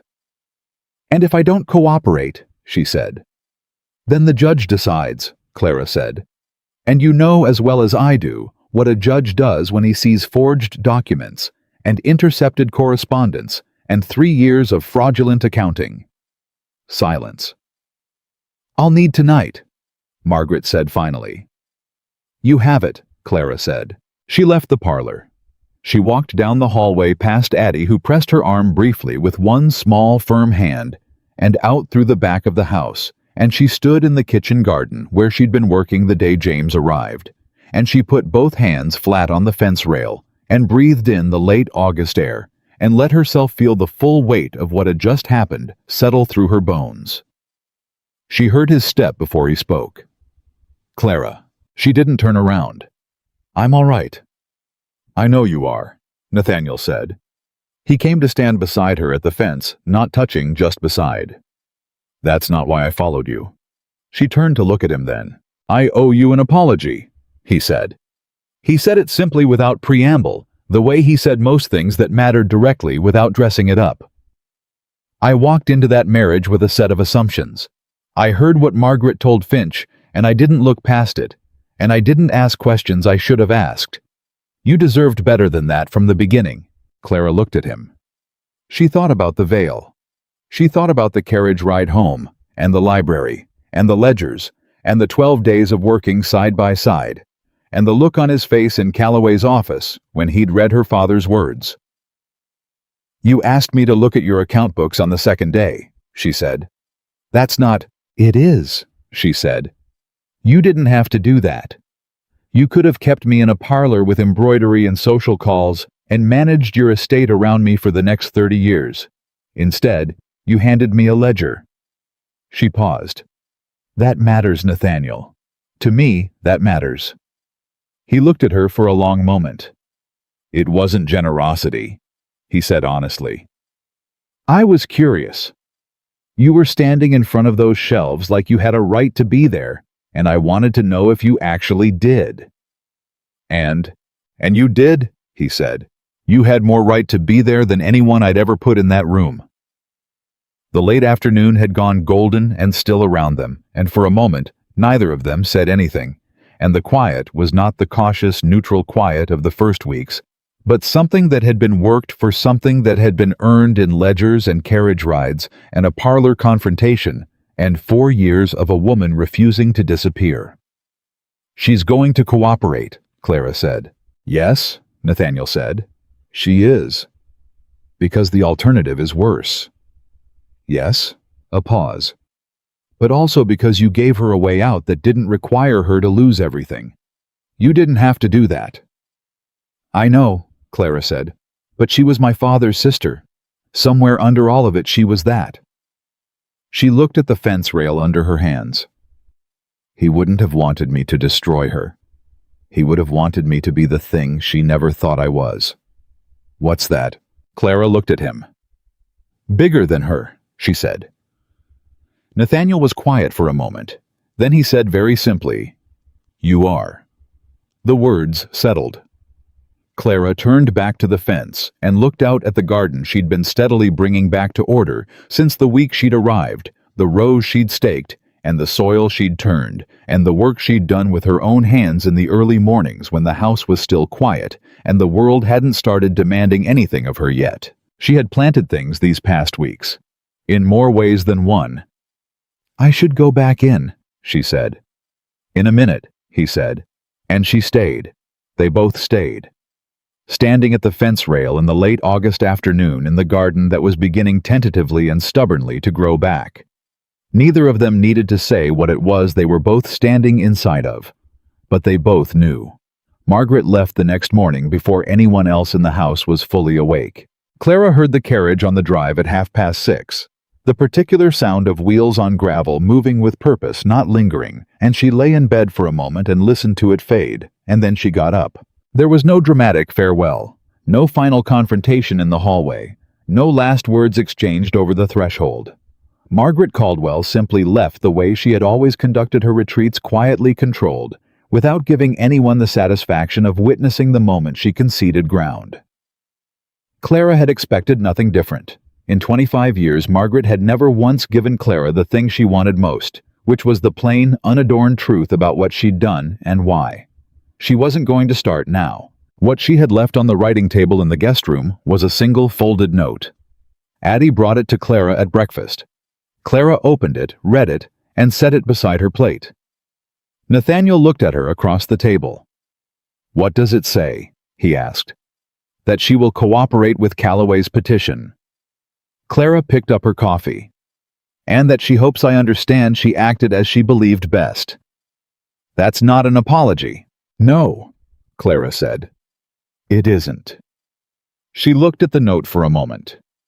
"But it's as close as she's capable of. I've decided to accept it for what it is." He studied her. "And what is it?" "The end of a thing," she said simply. She folded the note and set it aside and ate her breakfast, and the morning moved on the way. Mornings do with all the practical demands of a household, and an estate that didn't pause for the resolution of 4-year grievances, and she let it carry her forward, because forward was the only direction that mattered now.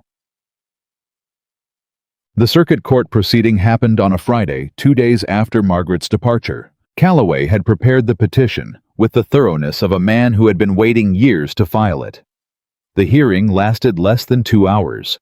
The judge, a heavy-set man named Alderman Briggs, who had known Robert Beaumont in his trading days, and who looked at Clara over his spectacles with an expression of careful attention, read the second will in full, examined the notarization, questioned both Calloway and the 2 surviving witnesses who had made the trip from Richmond, and then looked at the documentation of the probate proceeding that had used the earlier superseded document. He asked Clara 3 direct questions.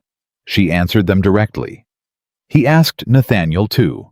Nathaniel answered them without embellishment or theater. At the end of the second hour, Judge Briggs set down the documents and said, "Mrs. Whitmore, the Beaumont estate in its entirety reverts to your legal ownership as of this proceeding consistent with the terms of your father's final will.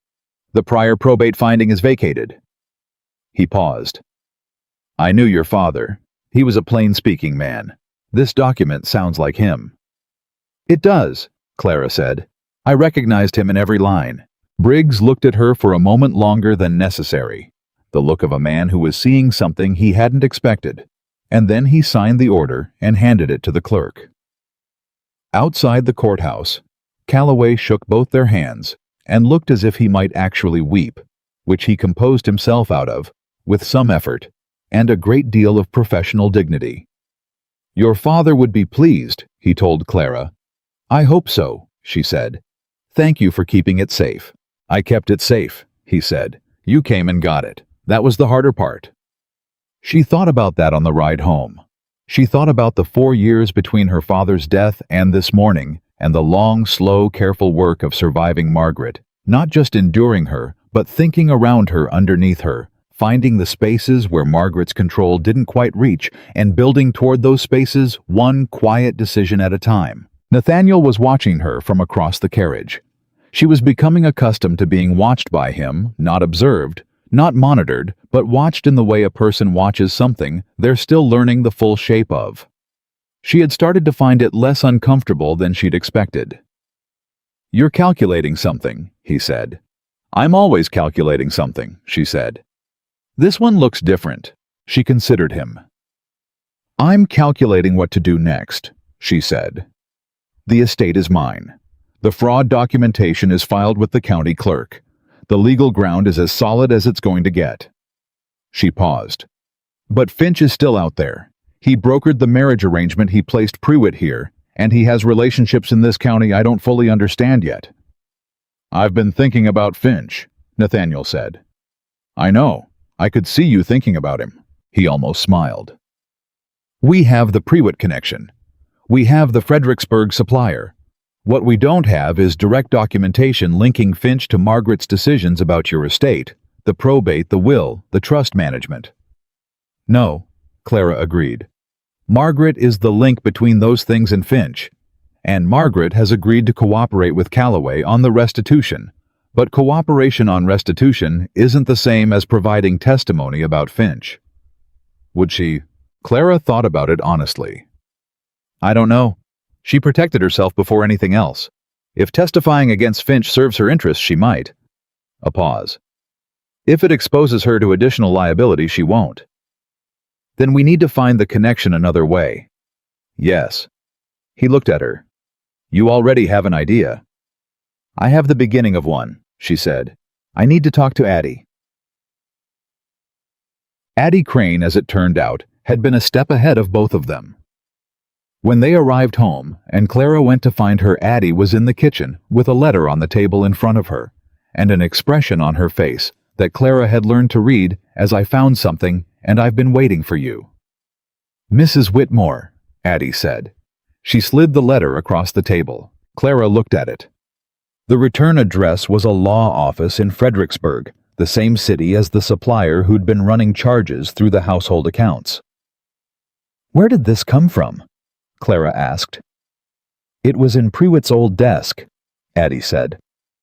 "The small drawer at the back behind the false bottom. I found it when we cleared his things out. I should have told you sooner, but I wanted to be sure it was what I thought it was." "How long have you had it?" 8 days, Addie said, without apology, without defensiveness. "I needed to read it twice to understand it. I'm not a lawyer." "Neither am I," Clara said. She opened the letter. It was from Horace Finch, not a letter to Pruitt. A letter from Finch to the Fredericksburg law office copied to Pruitt as a party to the referenced arrangement. It was dated 14 months ago, before the wedding, before any of this, and it laid out in the careful language of a man who was trying to be indirect without being vague the terms of an arrangement between Finch the supplier and a third party, described only as the principle regarding the management of funds drawn from a named account at Whitmore Estate. The named account was Addie's household account. The third party described as the principal was not named, But the instructions for where certain funds were to be routed were specific, and they included a bank in Charlottesville and an account number. Clara read it twice. Then she handed it to Nathaniel, who had come in behind her. He read it. "Finch organized this before the wedding," he said. "Before the marriage arrangement was finalized," Clara said. "He set up the financial mechanism before he even brought the proposal to you." Which means this wasn't opportunistic," Clara said. "He didn't see an opening and exploit it. He designed it. He came to you with the marriage arrangement already knowing what he was going to run through your household accounts once the arrangement was in place." The kitchen was very quiet. "The marriage arrangement was the mechanism," Nathaniel said slowly, "not the goal. The eastern parcel was the goal," Clara said. "Always. That's the piece with real value. That's what Margaret needed money to buy, not from outside, but through a financial position that would let her make an offer before it became available on the open market." She looked at the letter. "Finch was going to help her buy my father's land using money drained from your estate. Your own accounts funding the purchase of property that would go to Margaret, who would then owe Finch for the facilitation. And I would have had no idea," Nathaniel said. "You would have noticed the account irregularities eventually," Clara said. "But by then the sale would have been completed, the eastern parcel would have transferred, and the money trail would have been distributed enough that connecting it back to Finch would have been difficult." Nathaniel set the letter down. "He needed a wife in this house," he said. "Not just any wife, a wife who wouldn't look at the books, a wife who had been specifically represented to you as plain and quiet and not inclined to trouble," Clara said. "Yes." Something moved across Nathaniel's face that was darker than anything she'd seen there before. Not at her, she could feel the direction of it clearly, and it wasn't pointed anywhere near her. "He picked you on purpose," Nathaniel said. "Margaret did. Finch ratified it." She looked at the letter again. "They needed me in this household, and they needed me manageable. If Margaret could have found a way to sell me to someone in Philadelphia she'd never have to worry about again, she probably would have. But the adjacency of the Beaumont and Whitmore land made this more useful." Nathaniel was quiet for a long moment. "Addie," he said. "Sir," Addie said. "Well done." Addie pressed her lips together in what was not quite a smile, but was the dignified cousin of one. "I've been running this house for 11 years, Mr. Whitmore. I notice things." "You do," he said. And then, "I should have listened better."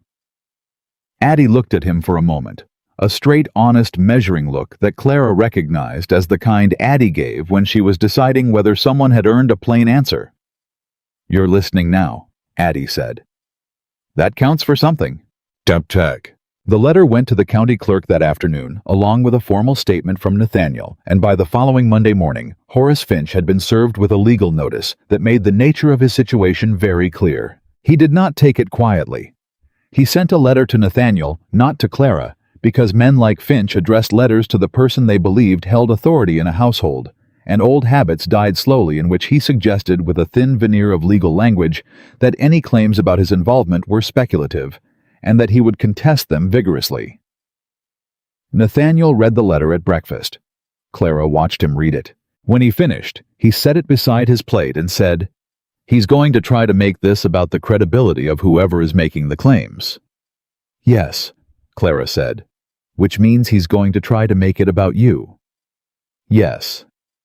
He'll say you're a new bride with a grievance against your aunt who has constructed a story to damage his reputation."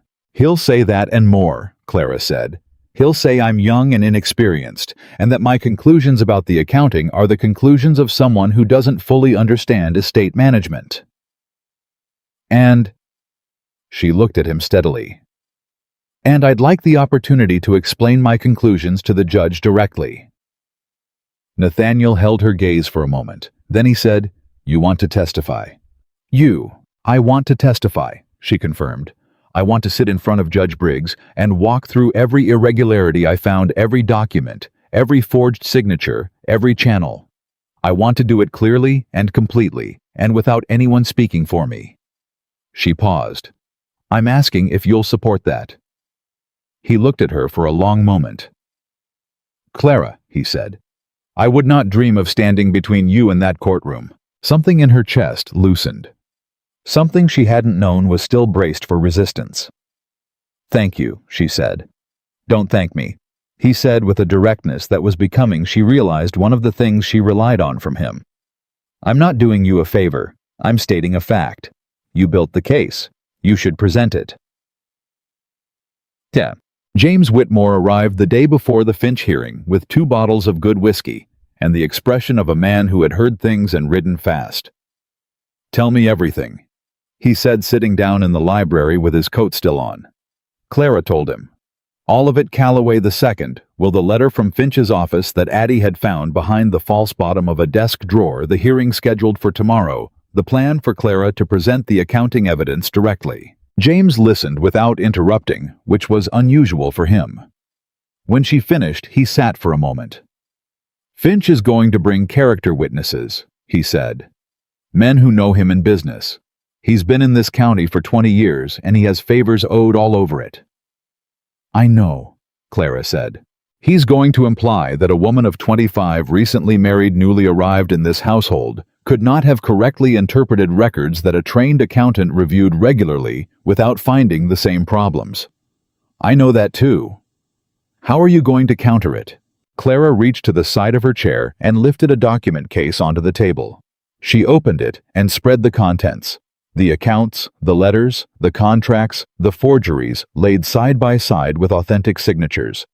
The timeline she had built over 3 weeks of careful work, documented and cross-referenced and annotated in her father's method, the method he'd taught her at his desk when she was 16 years old. James looked at it for a long moment. Good Lord, he said quietly. My father taught me to build a case, she said. He said the most important thing about evidence is that it should be able to speak without you. If you have to explain it too much, you haven't assembled it well enough.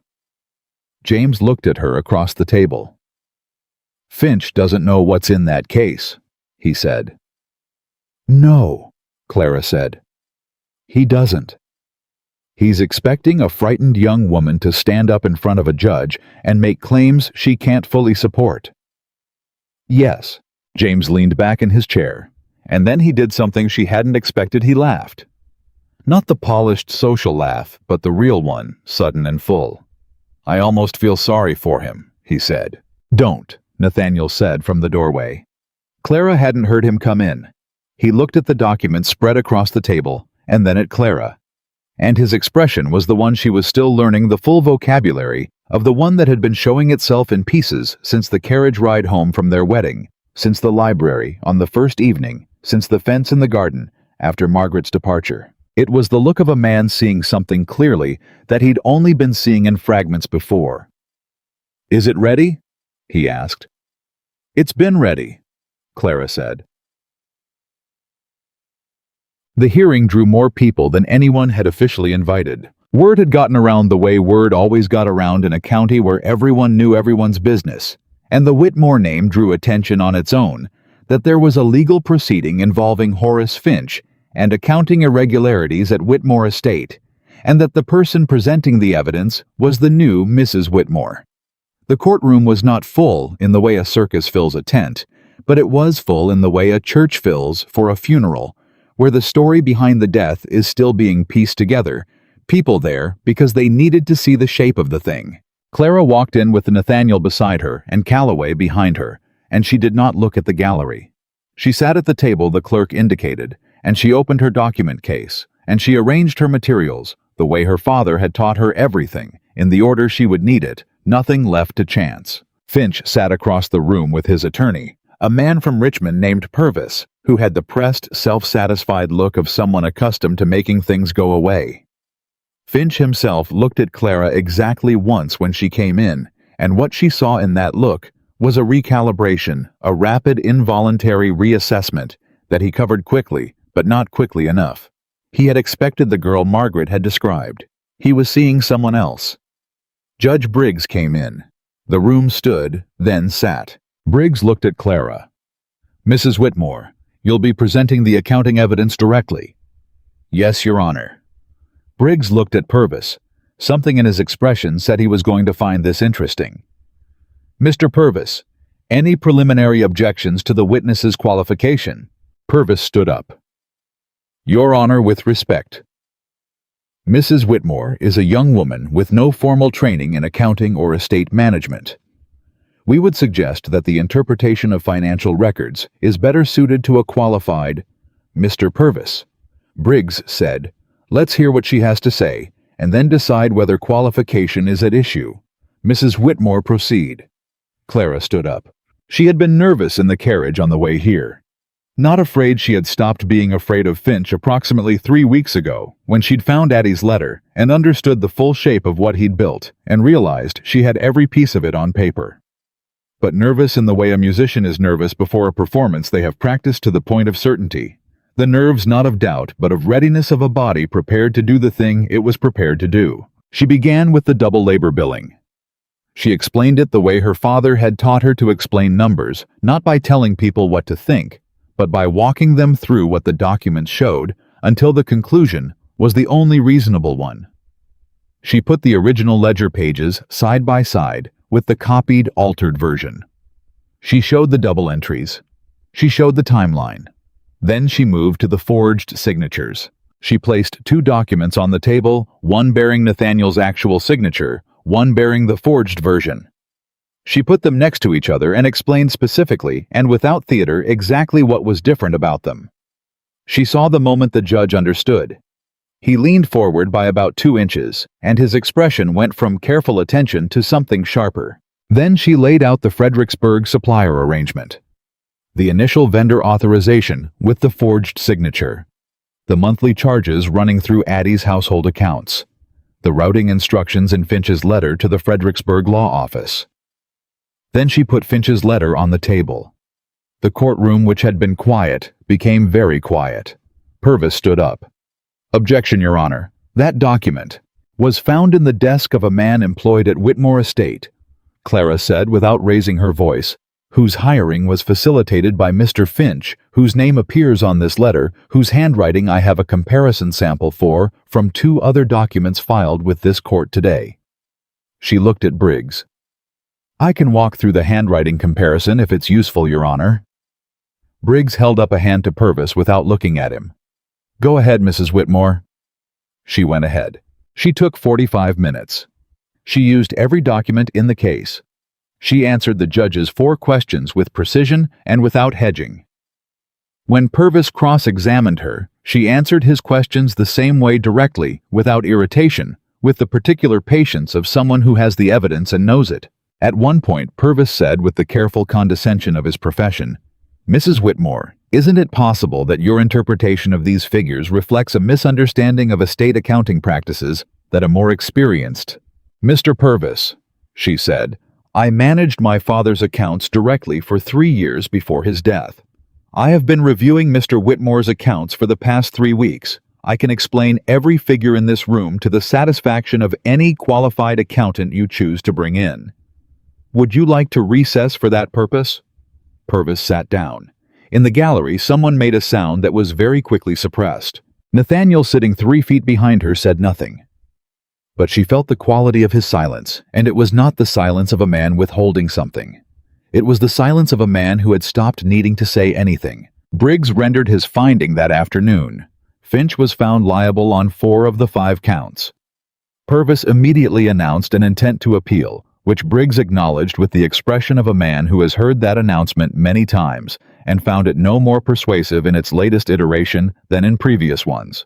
In the corridor outside, while Calloway was speaking with the clerk, and Purvis was speaking with Finch in tones that were presumably not pleasant, James appeared at Clara's elbow and said simply and quietly, Your father would have stood up and cheered. Clara pressed her lips together. She didn't trust herself to say anything for a moment. Thank you, she managed. I mean it, James said. I have watched a great many people present evidence to a judge. I have watched good lawyers and bad ones and capable witnesses and terrified ones. What you just did in there was... He stopped. It was something else entirely. I had good material, she said. You built the material, he said. Don't undersell it, not to me and not to yourself. She nodded. She looked out the corridor window for a moment and thought about her father, about the desk and the ledgers, and the long afternoons going over numbers while the light changed outside his study window. She thought about how he had taught her not just the method, but the reason for it. Not so she could manage accounts, but so she could never be managed by someone who controlled them. He had known.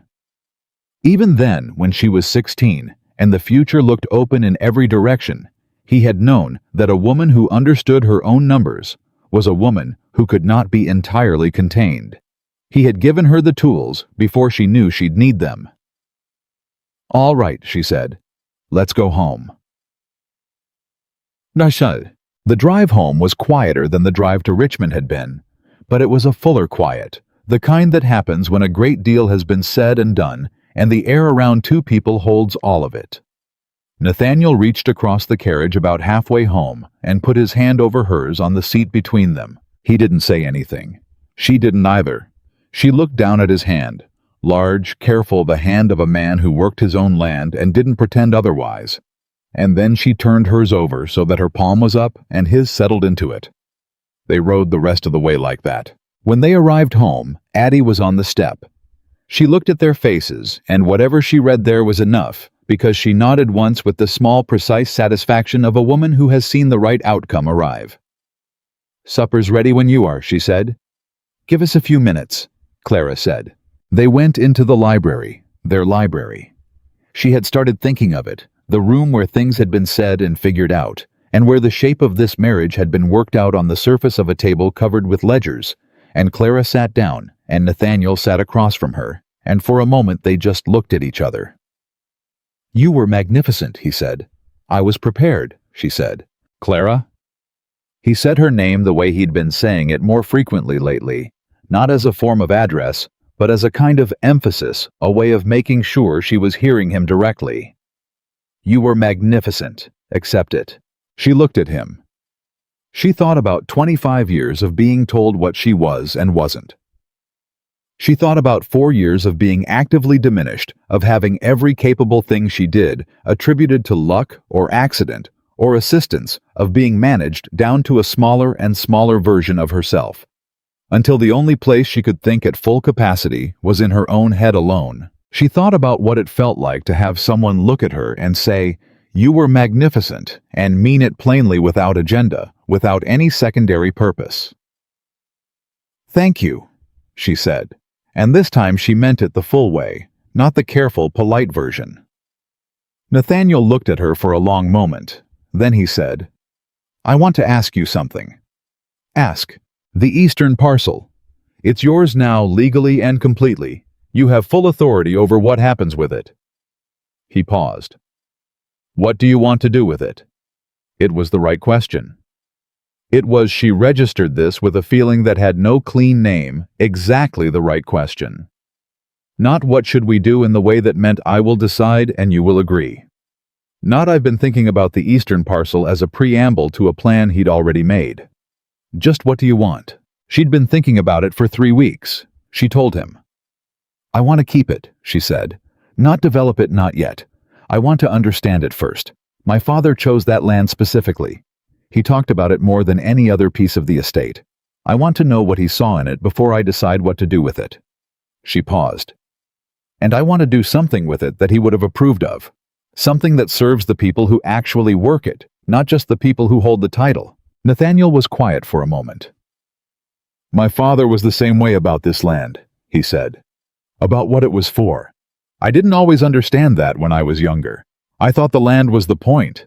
I've been learning slowly that the land is the means. The people are the point." Clara looked at him. It was perhaps the most personally revealing thing he had said to her since the wedding, and he said it quietly without decorating it the way he said things that mattered. "Who taught you that?" she asked. "My mother," he said. "And—" a brief pause. "And you somewhat, over the past month." "I've been here a month," she said. "Yes," he said. "A month during which my overseer was removed. A clerk was removed. A household spy was relocated. A corrupt attorney was found liable. And my wife presented 45 minutes of impeccable accounting testimony to a county judge." He looked at her. "It's been an eventful month." She felt something she hadn't felt in 4 years move through her, light, genuine, and completely unguarded. She laughed.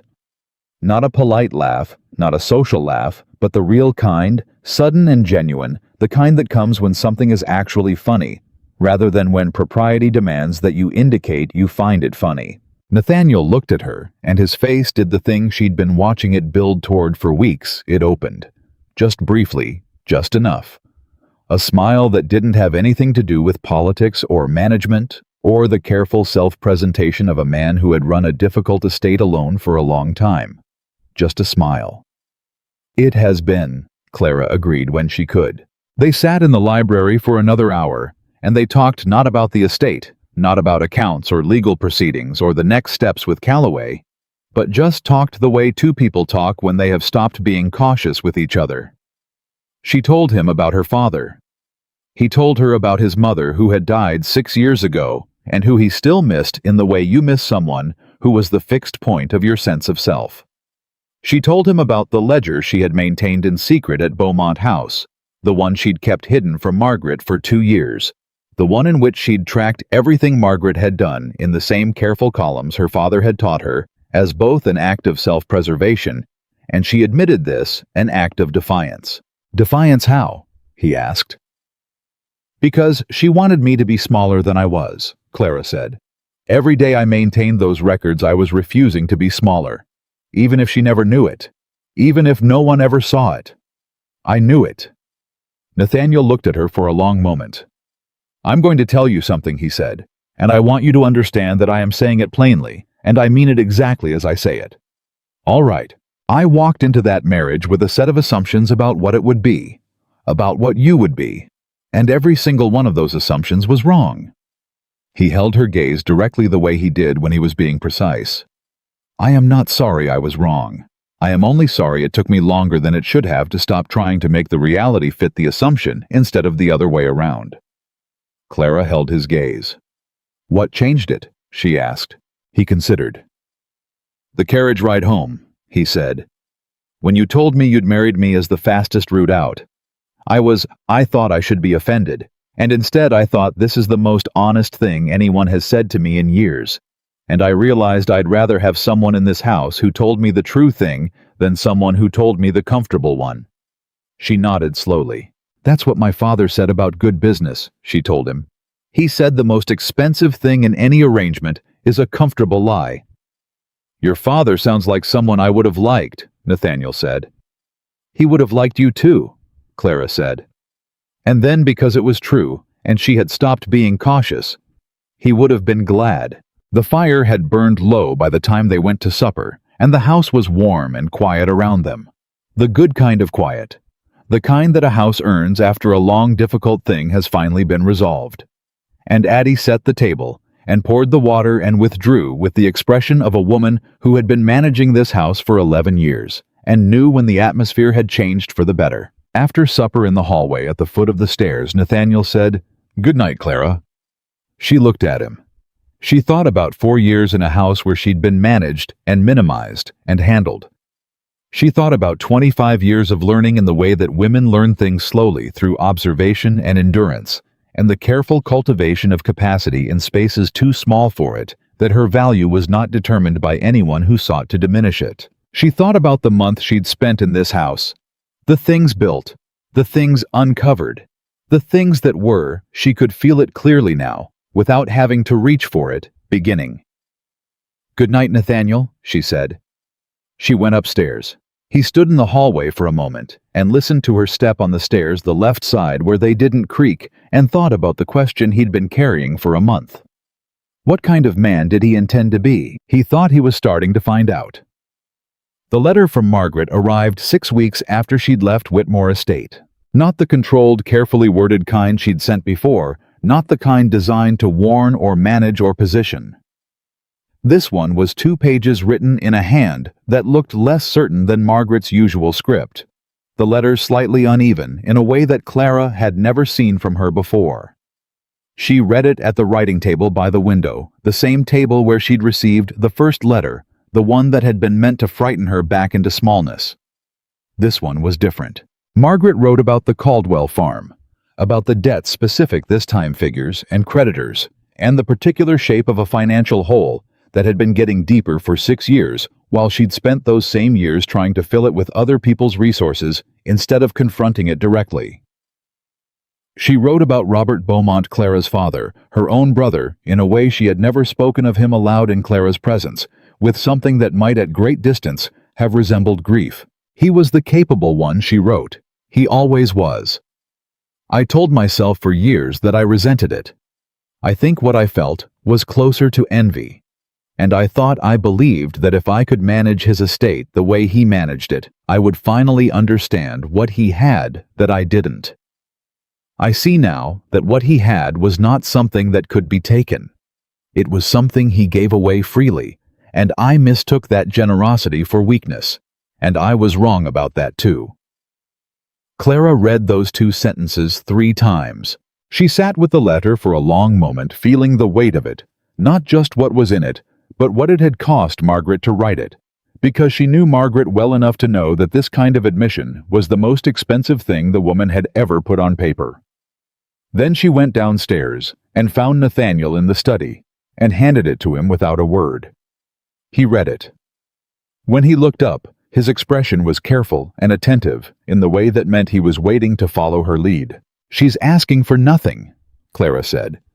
She's not asking forgiveness. She's not asking for the restitution terms to change. She's not asking for anything at all. She's just telling me the truth, possibly for the first time. What do you want to do? He asked. Clara had been turning the answer over since she'd finished reading. I want to write back, she said. I want to tell her that I received it, and that I read it, and that... She stopped. That I understand more than she thinks I do about what it is to feel like the less capable person in a room you're supposed to be running. Nathaniel looked at her.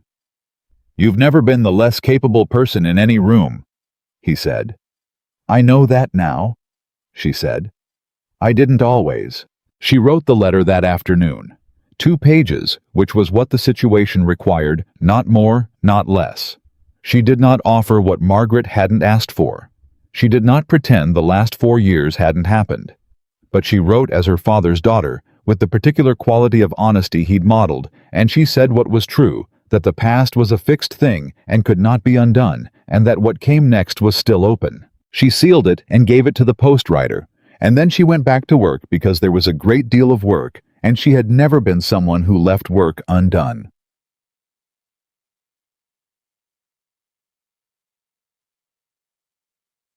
The Eastern parcel question resolved itself in a way she hadn't anticipated, though perhaps should have. 3 weeks after the Finch hearing, a man named Samuel Greer came to Whitmore Estate. He was 60 years old, black, with the bearing of someone who had earned every year of his age in hard work, and he had been farming the eastern parcel's southern edge on a lease arrangement for 11 years, a lease Clara had discovered that had been consistently undervalued and inconsistently honored under Margaret's management. He came to the front door and asked to speak with Mrs. Whitmore. Addie brought her the message, and Clara went to the front room, and Greer stood and removed his hat when she came in and said, Ma'am, I reckon you're the new owner of the Beaumont land. I am, Clara said. Please sit down, Mr. Greer. He sat carefully with the posture of a man in a room he wasn't sure he'd been meant to sit in. I came to ask what's going to happen to the lease, he said directly. I got 2 sons working that land with me, and a third coming up. I'd like to know where I stand. Clara looked at him. She thought about her father, about what he'd told her about the eastern parcel, about the people who worked it, and what they put into the land, and what they got back from it. Mr. Greer, she said, how long has your family been on that parcel? Myself, 11 years. My father before me, though, under different arrangements. He held her gaze steadily. I'm not looking for charity, ma'am. I'm looking for fairness. I know the difference, Clara said. I've been looking at your lease agreement. The terms are below market rate, and the renewal conditions are weighted toward the landowner in ways that don't reflect the actual risk distribution between parties. She paused. I'd like to renegotiate. Greer looked at her for a moment. In whose favor? He asked. In the direction of accuracy, she said. A lease should reflect what each party actually contributes. I'd like to bring in Callaway, he's my attorney in Richmond, and rework the terms. I'm also prepared to discuss a longer-term arrangement if that serves your family's planning." He was quiet for a moment.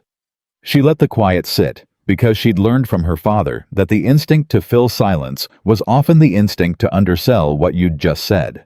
"Your father," Greer said finally, "was a fair man." "He tried to be," Clara said. "He renegotiated with me once about 6 years before he died, moved the renewal terms to something more reasonable." A pause.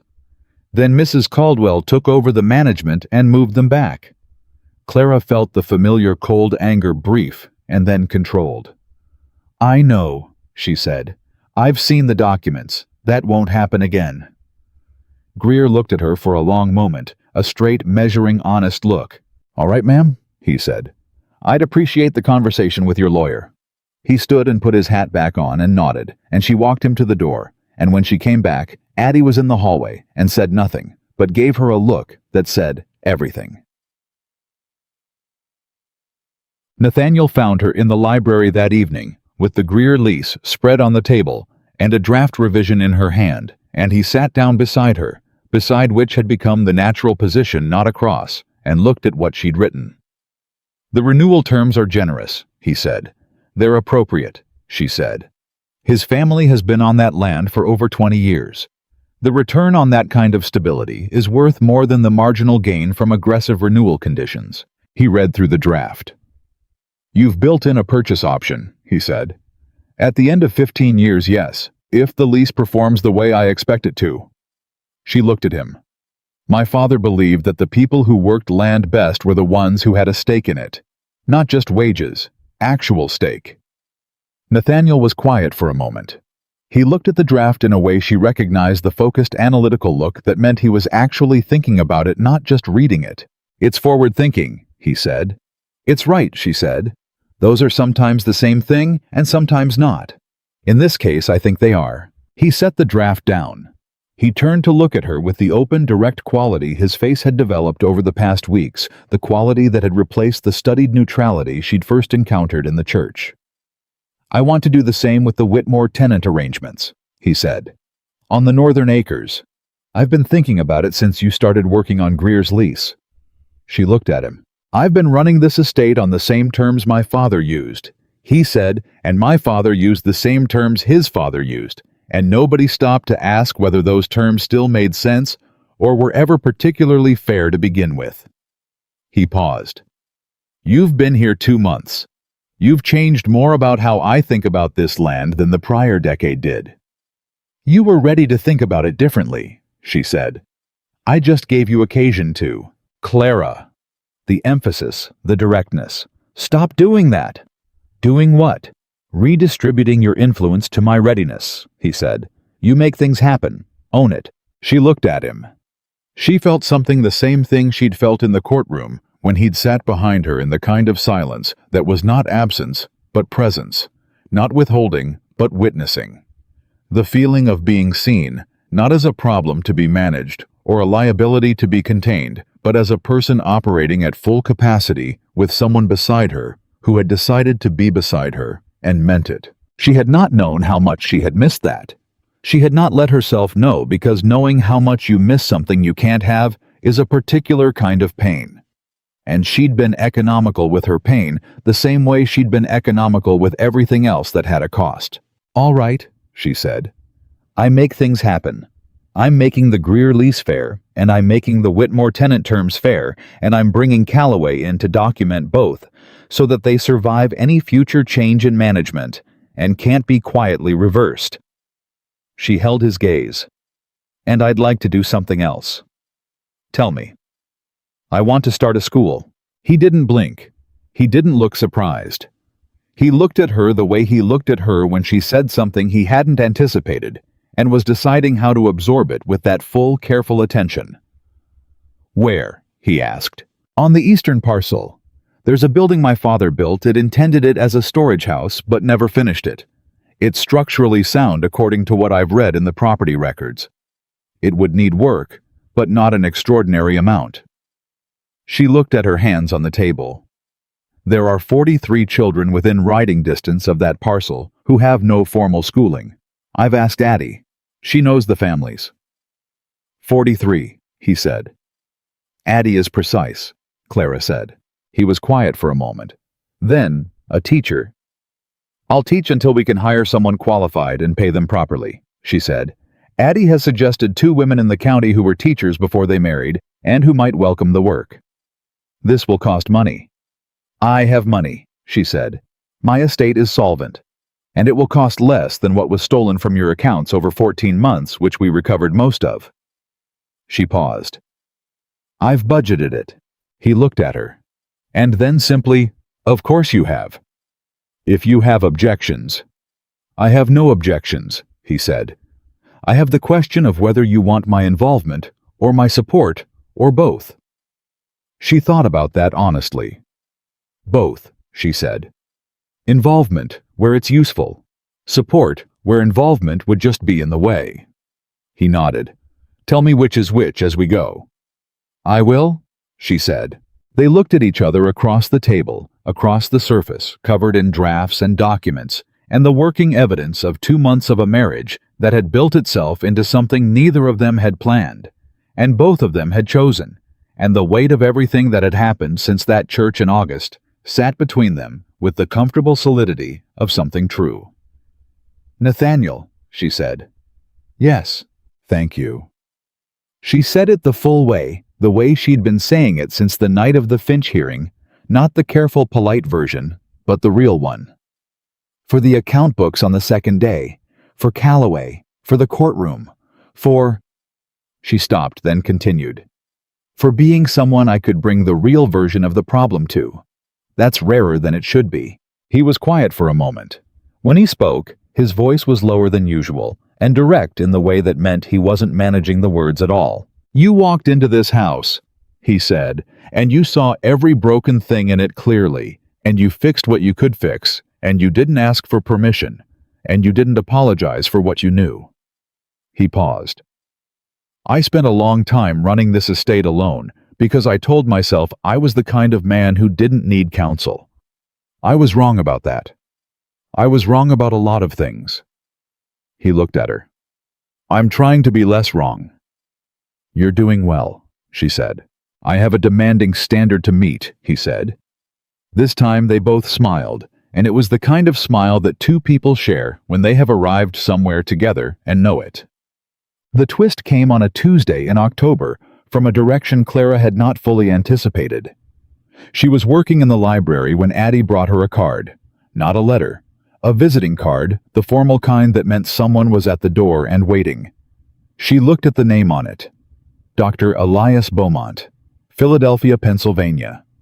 She went very still. Elias Beaumont was her father's younger brother, the one who had gone north when Clara was 6 years old, the one who had built a medical practice in Philadelphia, the one about whom her father had said in those careful terms fathers use when they've accepted a painful thing, that Elias had chosen a different life and that was his right. She had not seen him since she was a child. She had not known he was aware of her existence in any current sense. She went to the front room. He was 60, lean with her father's eyes, the same eyes she saw in the mirror, the feature that had survived the Beaumont line most clearly. He stood when she came in and looked at her with an expression that was immediate and complicated the expression of a man seeing a face he'd been looking for. Clara, he said. I would have known you anywhere. You look exactly like Robert. Dr. Beaumont, she said carefully, this is unexpected. I imagine it is. He held his hat in both hands, which was the gesture of a man who was uncertain of his welcome, and knew it. I heard about the legal proceedings, about the will, about everything. He paused. I should have come sooner. I should have come 4 years ago when Robert died. I had reasons for not coming that seemed sufficient at the time and seem considerably less so now. Clara looked at him steadily. Why are you here? She asked. Not unkindly, but plainly. Because you're my niece, he said. Because Robert was my brother, and I let too many years go by without repairing what had gone wrong between us, and he died before I got the chance, and I will not make the same mistake twice. He looked at her directly. I'm not here to ask anything of you. I'm here to offer whatever might be useful. A connection in Philadelphia, medical knowledge if you're building a school, references, resources, whatever you need and want, and nothing you don't. Clara held his gaze for a long moment. She thought about the word family, and what it had meant in her experience, the version her father had built, patient and loving and precise, and the version Margaret had represented, which was the corruption of that word into a tool for control. She thought about Addie's hand on her arm in the hallway after the parlor confrontation. She thought about James arriving on horseback with whiskey and complete unsentimental belief. She thought about Nathaniel's hand over hers in the carriage. Family, she had learned, was not the word on the document. It was the thing people did. "Sit down, Dr. Beaumont," she said. "Tell me about your practice." His name by the end of that visit was Uncle Elias. He had earned it by the time he left, not by claiming it, but by spending 3 hours talking to her the way her father had talked to her, directly with respect, as someone whose intelligence he assumed and whose opinion he asked. He came back the following week with medical texts for the school she was building. He came back the week after that because he said he'd been thinking about the curriculum and had some thoughts if she wanted them. By the third visit, Nathaniel had started keeping a chair at the library table that was informally Elias's when he came. The school opened in the first week of November. The building on the eastern parcel had been repaired through October. Nathaniel's crew, working on a schedule Clara had organized with materials she'd sourced and budgeted and tracked in the same careful columns her father had taught her. She had spent October mornings there herself, which had occasioned comment from exactly the kind of people in the county who felt it was their business to comment on what women did with their mornings. She did not stop going. On the morning the school opened, 41 of the 43 children Addie had identified came through the door. The 2 who didn't come sent word through their parents that they'd be there the following week, when a transportation difficulty was resolved. Clara stood in front of those 41 children and felt something she hadn't anticipated. Not pride exactly, not satisfaction, though both were present. Something larger than those. Something that felt like the completion of a sentence her father had started when she was 16, and standing beside him at his desk, learning that numbers were a language, and that any person who knew that language was a person who could not be talked out of their own understanding of the world. He had given her that, and this was what she intended to do with it. Samuel Greer brought his youngest son that morning, a boy of 9 named Thomas, serious-faced, who looked at the books on the table and then at Clara and said with the directness of a child who has not yet learned to perform his questions, "Are those for us?" "They are," Clara said. Thomas Greer picked up a book and opened it with the careful, wondering hands of someone handling something they've been told is for other people and are slowly understanding might be for them. Clara watched him for a moment. Then she began. Nathaniel came in the evening of the school's first day and found Clara in the library with ink on her fingers and the relaxed, centered look of someone who has done the thing they were meant to do. "How was it?" he asked. 41 children, she said. 3 of them already reading. 6 with numbers above their age level. The rest range from the beginning. She looked up. "Thomas Greer asked me at the end of the day if he could take a book home to show his father." "What did you say?" "I said yes." She paused. "I said yes, and I gave him 2. Nathaniel looked at her for a moment. Then he crossed the room and sat down beside her, and she moved her papers to give him room without thinking about it, which was the kind of automatic accommodation that happens between 2 people when they've stopped negotiating space and started simply sharing it. "I want to tell you something," he said. "Tell me. James came by this afternoon while you were at the school. What did he want?" "He wanted to know, as he put it, whether I had figured out yet what I married." Nathaniel's voice was dry and precise, which was the way he delivered things he found genuinely funny. "I told him I was still figuring it out. He said that was probably the correct answer because a woman like you was the kind of person you spent a life figuring out, and that was the point." Clara looked at him. "James talks a great deal." "He does," Nathaniel agreed. "He's also usually right." "What did you say to him?" Nathaniel was quiet for a moment. He looked at the table, at the papers, and the ink-stained fingers, and the evidence of a day's work, and then he looked at her. "I told him," he said, "that I didn't need to have figured it out completely to know that whatever it was the best thing in this house." He paused. "He told me that was the most romantic thing he'd ever heard me say. I told him to keep it to himself." Clara looked at him.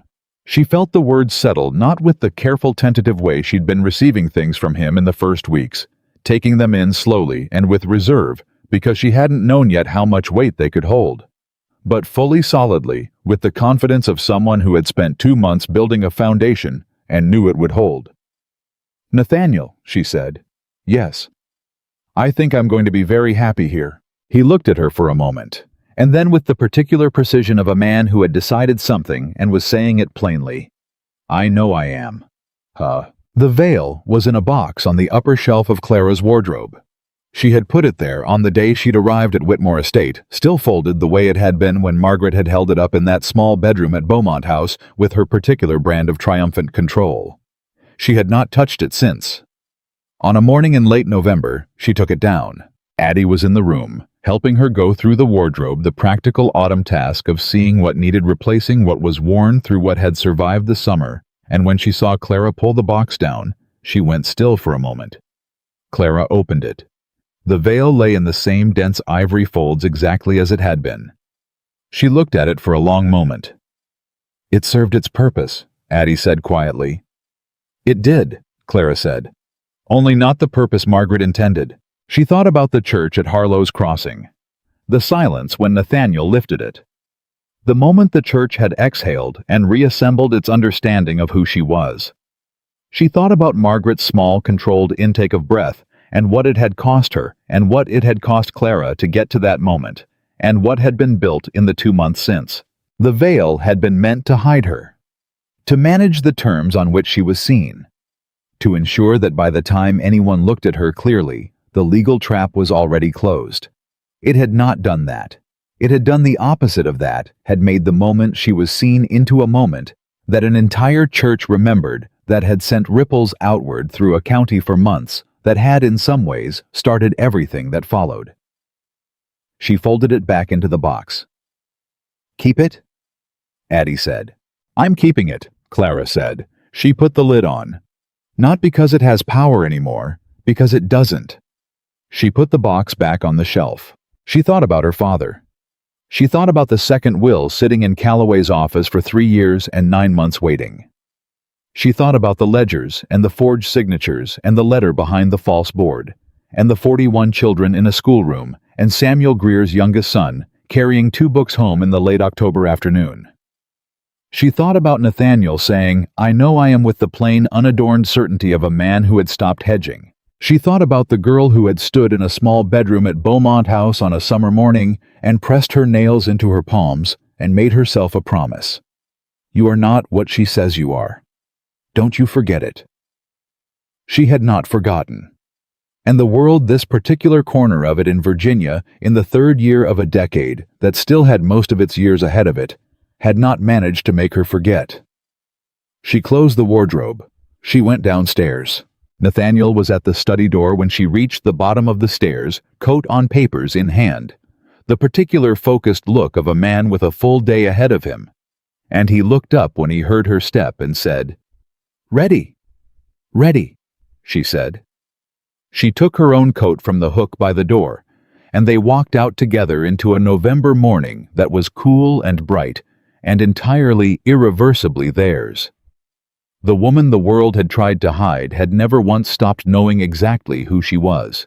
And now at last, with a school on the eastern parcel, and 41 children who came through its door every morning with a husband who had learned to say, "What do you want?" and mean it, with a house that bore her name, as surely as it bore his, with a father's legacy restored, and a future she was building with her own hands, in the same careful columns he had taught her the rest of the world, finally knew it too.